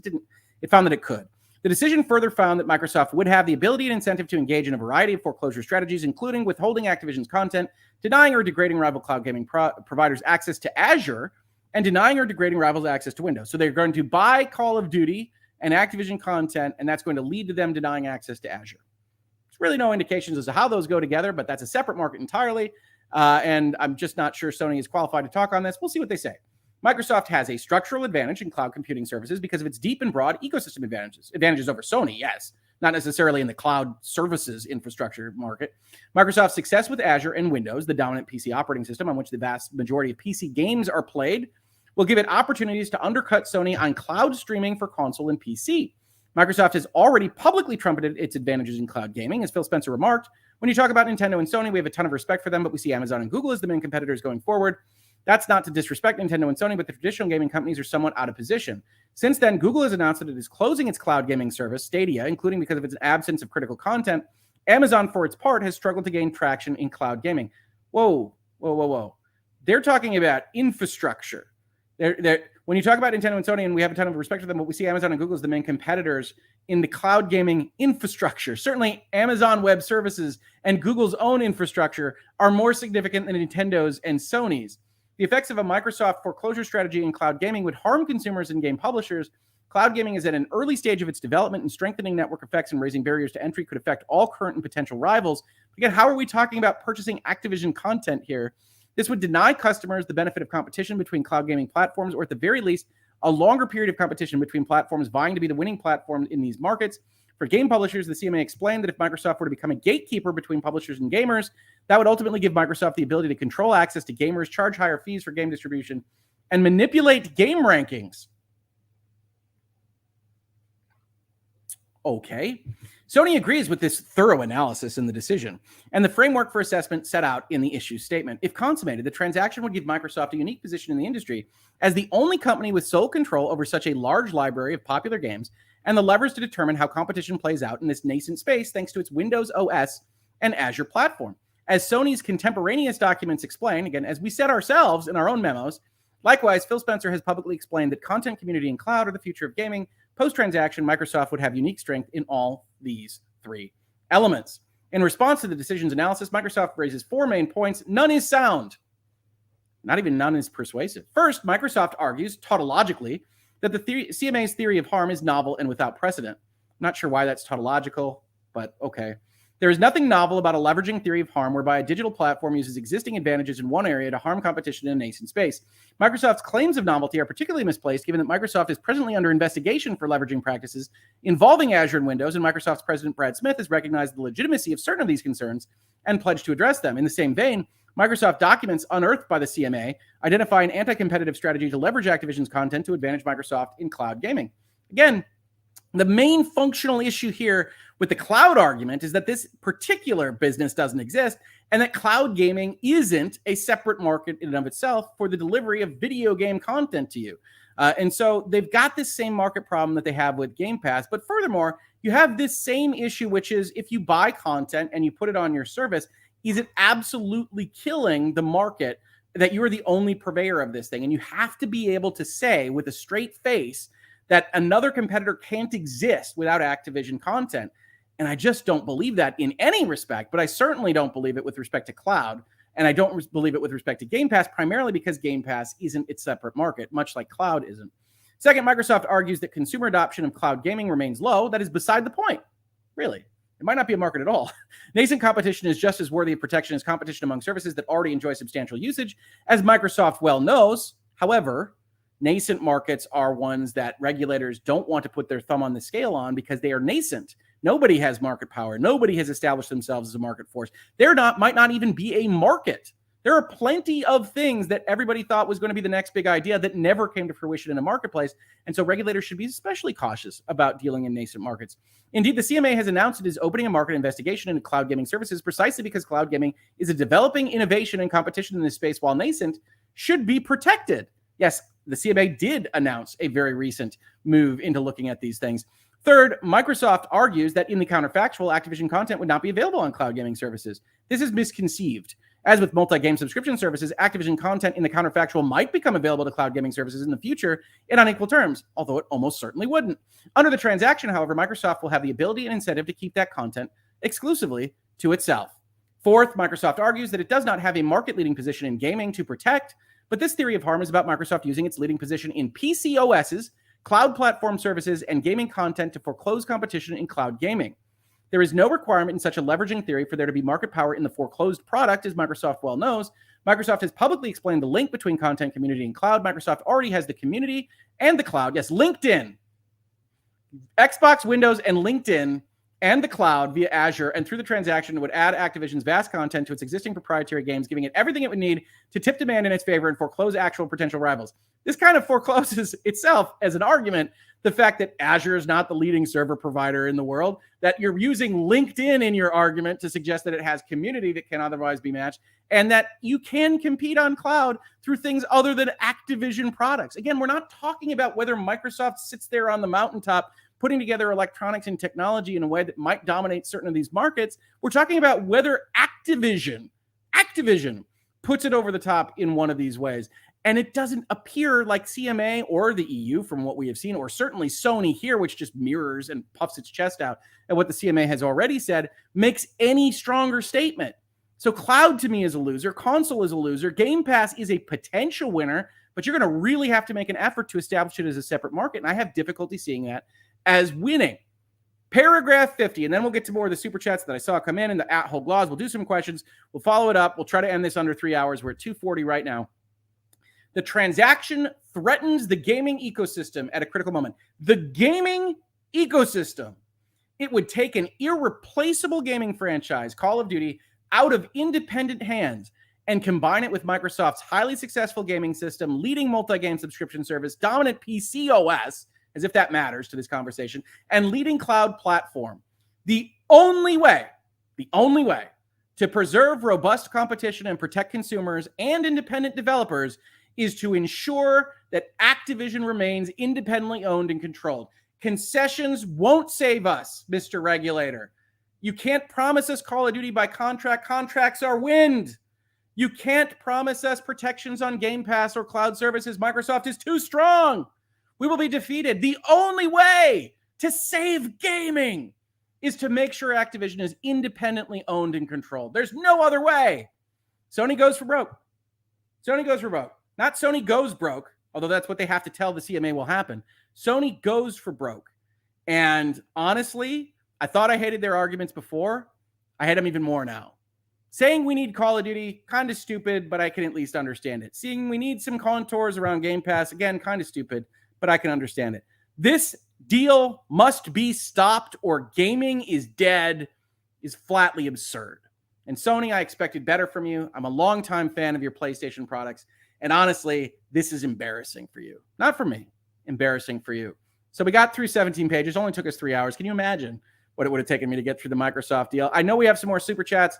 I will get those super chats right now. I really appreciate that and the support of the channel. I will try to get to questions, flag them with super chats or at Hoeg Law or question. And we'll talk a little bit about what you think. We went through the whole document. You can see why I decided to make the video. I saw that last line and I said, well, all right, Sony, you asked for it. We're going to do 3 hours. I'm going to get comments in here that talk to me like I'm a Phil Spencer employee, and I don't care. I would say the exact same thing if Microsoft came to the table with this kind of argument against you, Sony. And so here we are. Gecko Gamer says, how much of this document is projection? I don't think it's projection. I think it's what they think the CMA will listen to. And I don't know that they're wrong. But I don't think it's very useful for antitrust and regulatory authorities. So I don't know that it's projection. It's a strategy, but I think it's a dumb one. Kendrick Starr, didn't PlayStation Now come out before Game Pass? PlayStation Now did. And I guess PlayStation Now is a kind of subscription service. It was only ever, I think, maybe I was wrong on this. I think they did add downloads. It was at first streaming only, cloud services. And it didn't work. Again, there's no indication that cloud gaming as a separate market at all can survive. Stadia goes under, shows that. Game Pass, Gaikai being bought by PlayStation and then immediately kind of scuttled on the PlayStation Now side shows that. They can't sell PlayStation Now separately, so they have to tie it together with things people want, which is downloads. So there's a lot of indications in the gaming industry and a lot of experts that could speak on this that would say there is no indication that cloud gaming is going to take off and that Microsoft is investing in this infrastructure to see if it does, and that they shouldn't be penalized for that. Game Pass was, again, another leap. We do not want to squash innovation in any marketplace. If you're looking at things from a regulatory body side of things, Brazil properly said, hey, look, Microsoft took a leadership position in Game Pass because they went out there and innovated and tried something different. Phil Spencer has rightly, and I think a little bit humbly, which is not usually what I say about CEOs, but we'll give him credit for this, gone out there and said, we were losing. Wall garden to wall garden, we were not as good as Sony. So we had to do something different, and that was Game Pass. And Game Pass has worked out. There were other things they tried to do to differentiate that didn't. Kinect didn't work. And you could have said that they dominated the Kinect industry or the motion capture in your living room industry. And that would not have been a strong argument because that industry and that market didn't really exist. And so you talk about Game Pass, we want people to innovate and we want them to get advantages from that innovation. We want them to get paid for that. We don't want them to get squashed by the market leader in the gaming industry on this stuff. So yes, PlayStation Now came out first. They bought Gaikai in an acquisition to get involved in that market. And now they want to prevent other people from getting involved in other markets because frankly, they can't compete with that money. They don't have that cash on hand. All right. Christy asks another important question. All right. Video gaming is going to cease to exist. Sorry about that. Who wants to play board games with me? Always in for a board game. Love board games. Love gaming of all kind. Cobra6660 says, hey, gaming is dead, I guess. If Microsoft's allowed to purchase Activision, it's all over. Someone turn the lights out on your way out. Cannot survive. Cannot survive if Microsoft owns Call of Duty of all things. All right. Kaylin says, oh, okay, so this is just an argument Sony put out, not a decision. I was so confused. I'm sorry. If you go back to the front end, this is just Sony arguing for the CMA's initial findings in phase one just being so right. You're so smart, CMA. How did you get to be so smart? So smart. Really good of you to adopt our arguments. So smart. B says, sending some happy holiday thoughts over to you. Hoeg Law might help cheer you up after this literature hug emoji and a laughing with your eyes closed emoji. I don't mind this. I wish it weren't as ridiculous because I think those of you that are in virtual legality a lot know that what I like to do is I like to present an even-handed, both sides look at these various arguments. And this is patently absurd. And like I said, I'm embarrassed for Sony. I really am. And I don't blame Cleary Gottlieb. I think Sony is driving this bus, and it's what they want to do. And I think it's embarrassing that they're going and trying to use the cudgel of government regulation to forestall competition, right? That's the main irony of all this, is that what you've got is them arguing that Microsoft spending its money in an arm's length transaction, making investors in Activision money that they've earned by investing in that company, that's all illegal because that kills competition, but they're doing it with the power of government that really can't be fought if they make a decision against you, going through a couple of steps. And so they themselves are trying to forestall the growth of a competitor in their own market. And that is deeply ironic to me. It's also deeply troubling because I want Sony to compete. I think Sony's at its best when it's competing. I think this generation is bad for Sony because they are either resting on their laurels or they're being directed and run poorly.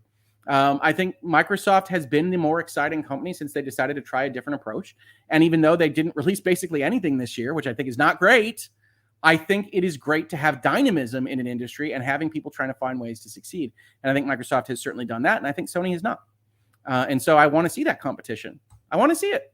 Fred Mellon says, are you still 60-40 on the acquisition going through? 65-35 was my last. And yes, I don't think this moves the needle. I don't think this moves the needle for me. This is what Sony was expected to say. They did advance the ball in a couple of places that I wouldn't have.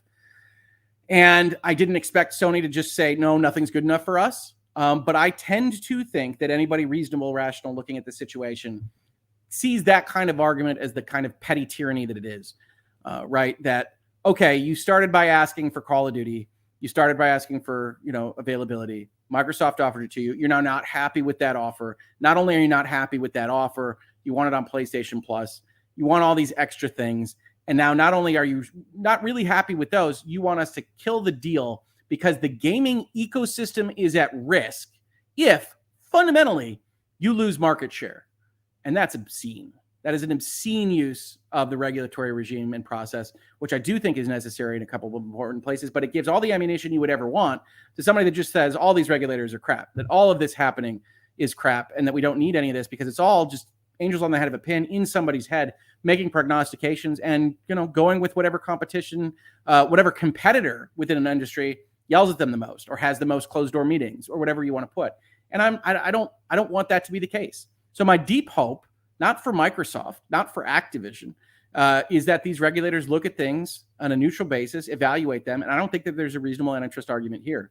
And so I already think I'm giving a concession by saying that these authorities are almost certainly going to find a substantial lessening of competition because that's the only thing that they can do in order to get to a concession document. So that's already going to be a bit specious on its face, but we're going to get a consent decree. We're going to get an undertakings document. My sincerest hope is that the regulators don't push too far on that and allow what would have been a very clean deal about 5 or 10 years ago to go through, because I just think that's the right call for what's happening in these marketplaces. Do I have to love it? No, I'm not sure Microsoft or Xbox is going to be a great steward of Activision. I'm not sure they're a great steward of any of the companies. I'd like to think that they will be. In fact, I'm kind of dedicated to the fact, because I don't want to see all those IPs or franchises or developers or games die, but I'm not sure. But I'm also not in the business of telling you what's going to happen in the future here. Igor Bastos says, how long do you think this deal will take to close? Nice work. This is from Brazil. Well, the Brazilians helped it out. Go forward. I think we're looking at April. I think we're looking at April or May. And I would have said earlier, I had said I thought it would be towards the end of the first quarter. I said that a lot in the last year. I think it's pushed a little bit. I think the European Union asked for a few more days, I think like 11 or 12-day extension. So I think that's going to wind up in April, and you'll get a very rapid kind of sign-off or consent decree or things like that in that period. It could stretch into the May, June area, but I think you're looking at that, April, May, June of next year. And I do think it'll go through. I do think it'll go through with concessions. I still have that at 65. I would love to tell you it's 90, because I think that's probably what it deserves for what's actually happening here. But I have it at 65 right now, based on what we can see is the environment, right? Is the environment. All right. Hoeg Law, won't it affect COD sales if it's on PS Plus? It would. Can you imagine the negotiations for the rates and things that would have to be paid off for that? Yeah, it would affect sales, but you'd still hope for the platform to get paid. I don't know what that looks like, honestly. Hoeg Law does board games. You would not have any idea. I could make furniture out of my board games. Co-counsel, Mrs. Hoeg Law wants fewer board games purchased. I can't help myself. Could you do a community night? Like showing board games? I don't really have a camera set up for that. Maybe. Who knows? We play a lot of board games. Hoeg Law, why would Sony want Call of Duty on PlayStation Plus? According to them, it being on a subservice would cost them so much money, it would die. It's so they don't want it to differentiate, right? So Sony's trying to kind of thinly slice the onion. They want it to be the same across the platforms, and they want themselves to be able to succeed on that. So they're kind of okay with it being on both, in both places, but they also haven't fully thought this through. They're kind of swinging at the fences. They want it killed completely. If you're not going to kill it, they want to make sure it's on PlayStation Plus. Xbox isn't going to uniformly offer that. And honestly, if Microsoft is asked to give that, I'm not sure that they do, and I'm not sure that they don't sue on the request. We're getting into the real meat of the situation, folks, certainly. So it's a lot to cover, a lot to consider. I think that's about the last at Hoeg Law. If I missed one earlier, send it again. The absolute irony is that Skyrim is on PlayStation Plus Extra right now. Haha. Yeah, as I've said, Sony likes to characterize this because they don't like Starfield being exclusive, or they don't like Elder Scrolls 6 or whatever. But Microsoft has kind of case by case this. And certainly the things that already existed on the platform didn't get pulled, which is the exact quote they used from Phil Spencer. I'm not going to pull stuff, which makes sense, but it doesn't mandate that you're going to get the next thing. So they're trying to catch Microsoft in lies. And I don't think Microsoft's messaging was terribly clear at a bunch of different points in the ZeniMax transaction, which is some of what Sony calls them on. But in this transaction, I think they have been clearer. So they tried. I really wasn't terribly compelled by those, even though I do think Microsoft could be doing a better job as well. Everybody could. I mean, we're all human beings, right? Hawkeye, I honestly can't see Microsoft being any worse a steward of Activision than Activision has already been. Sure. I think that's a reasonable argument. At worst, it's a different devil in charge. What else do we have here? Concessions are fine if all it includes is commuting Call of Duty to PlayStation consoles. Yeah, I mean, I think that's the most likely. That certainly was the most likely. I mean, if one of these regulators gets kind of out of step with the other regulators, I think you are looking at potential lawsuits. Didn't Sony say multi-game subscription services are not a separate market in the Brazilian investigation? Yes, I read that they did that. I'm going to have to go check on that again, because I wasn't really expecting them to do this in this document.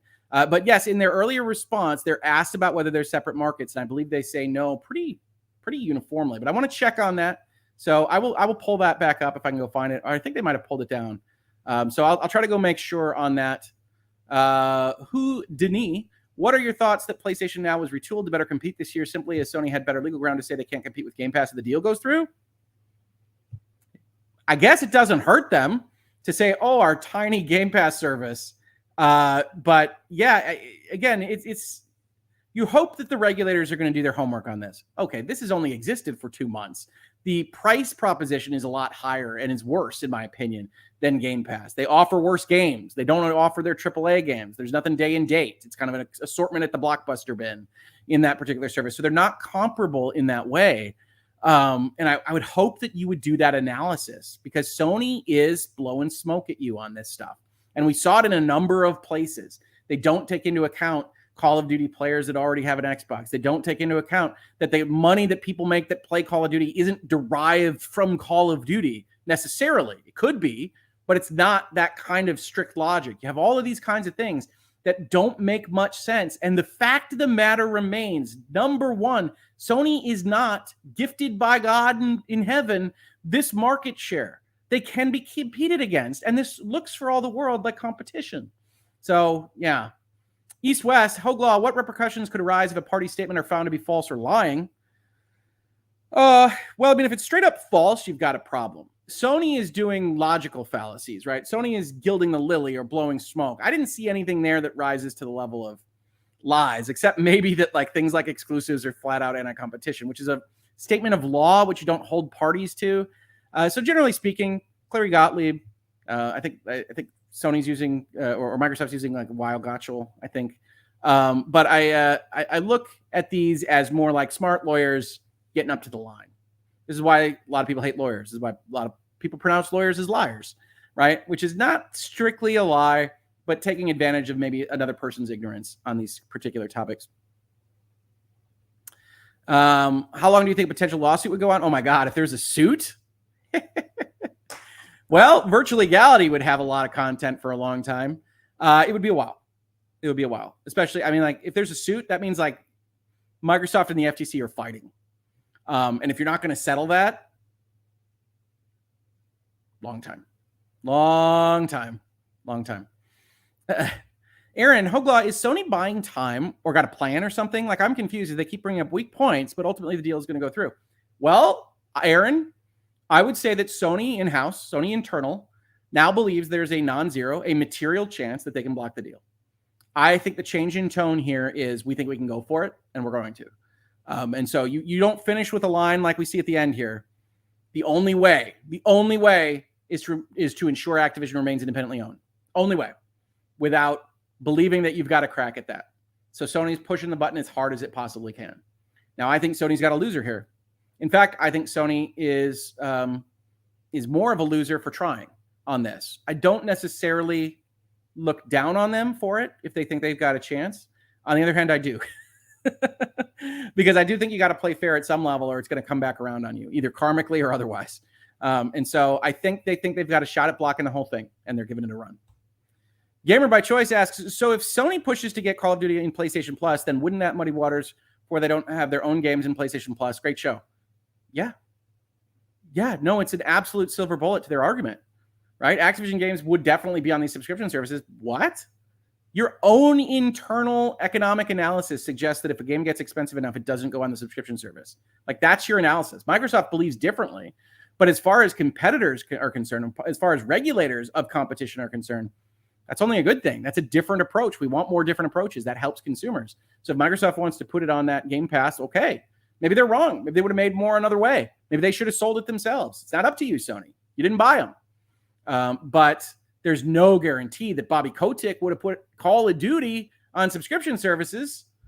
I'm not even sure that they could get enough people on the subscription service to justify how they would sell it in its full form. Again, the bigger it is, the more costly it is to exclude, the more costly it is to put on a subscription service. So everything that the CMA and Sony say in the middle of this document is just flatly wrong economically. So that doesn't work for that particular argument. But yes, it certainly muddied the waters. Thank you so much for the compliment and the super chat. I really appreciate the support. Can't do all this stuff. Can't spend 3 hours with y'all without support from viewers and listeners like you. So I really thank you for it. As like I said, we still have 1,000 people here for this last kind of couple of minutes of question and answers. Leave a like if you got one. Leave a comment if you feel like it. We got a lot of other comments here. I'm going to do like 3 more questions, I think, and then we're going to go for the day. Hoeg Law, can Microsoft use Sony's deals with third-party exclusivity against them, even though those are just business deals? Isn't that technically all fair?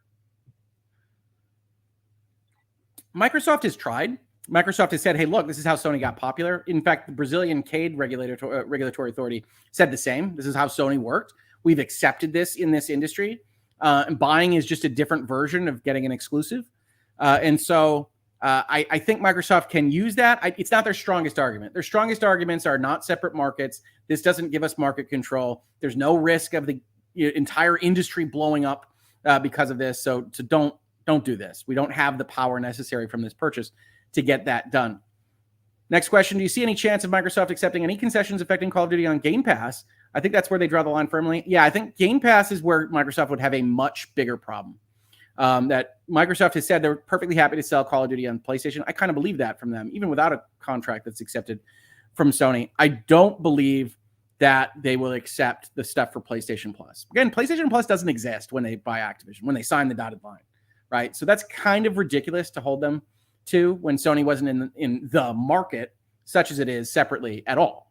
So they just join, say, hey, we suck at this and nobody likes our PlayStation Plus service. You have to protect us.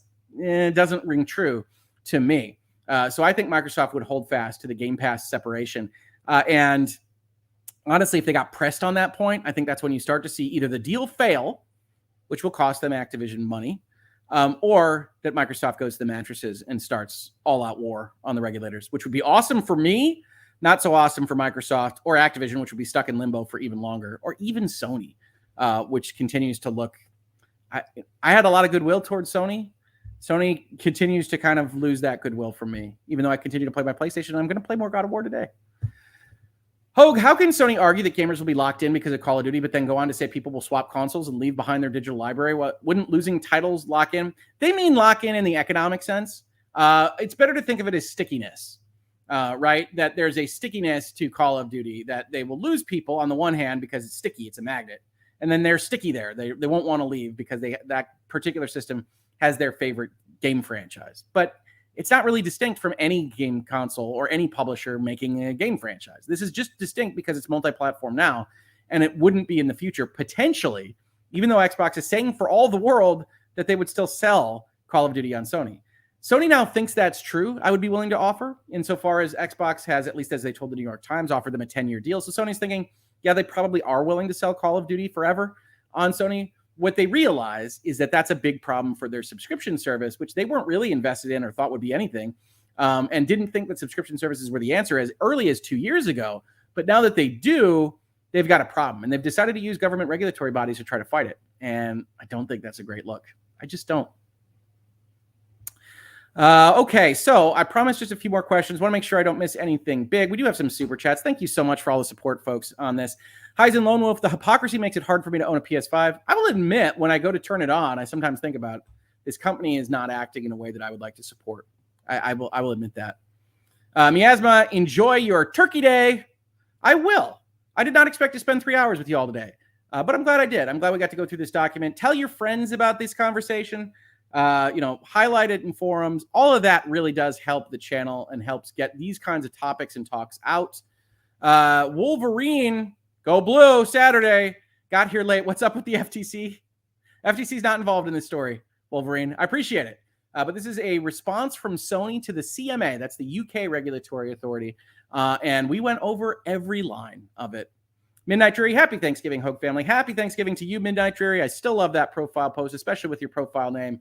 And that's going to do it for us, folks. So that was an unexpected Virtual Legality Live. Like I said, leave those likes, hit those buttons, tell people we're having these conversations. Let me know in the comments what arguments you find the most effective, what you find the weakest, how you're feeling about the deal overall. I love to have those conversations. I try to get into as many comments as possible.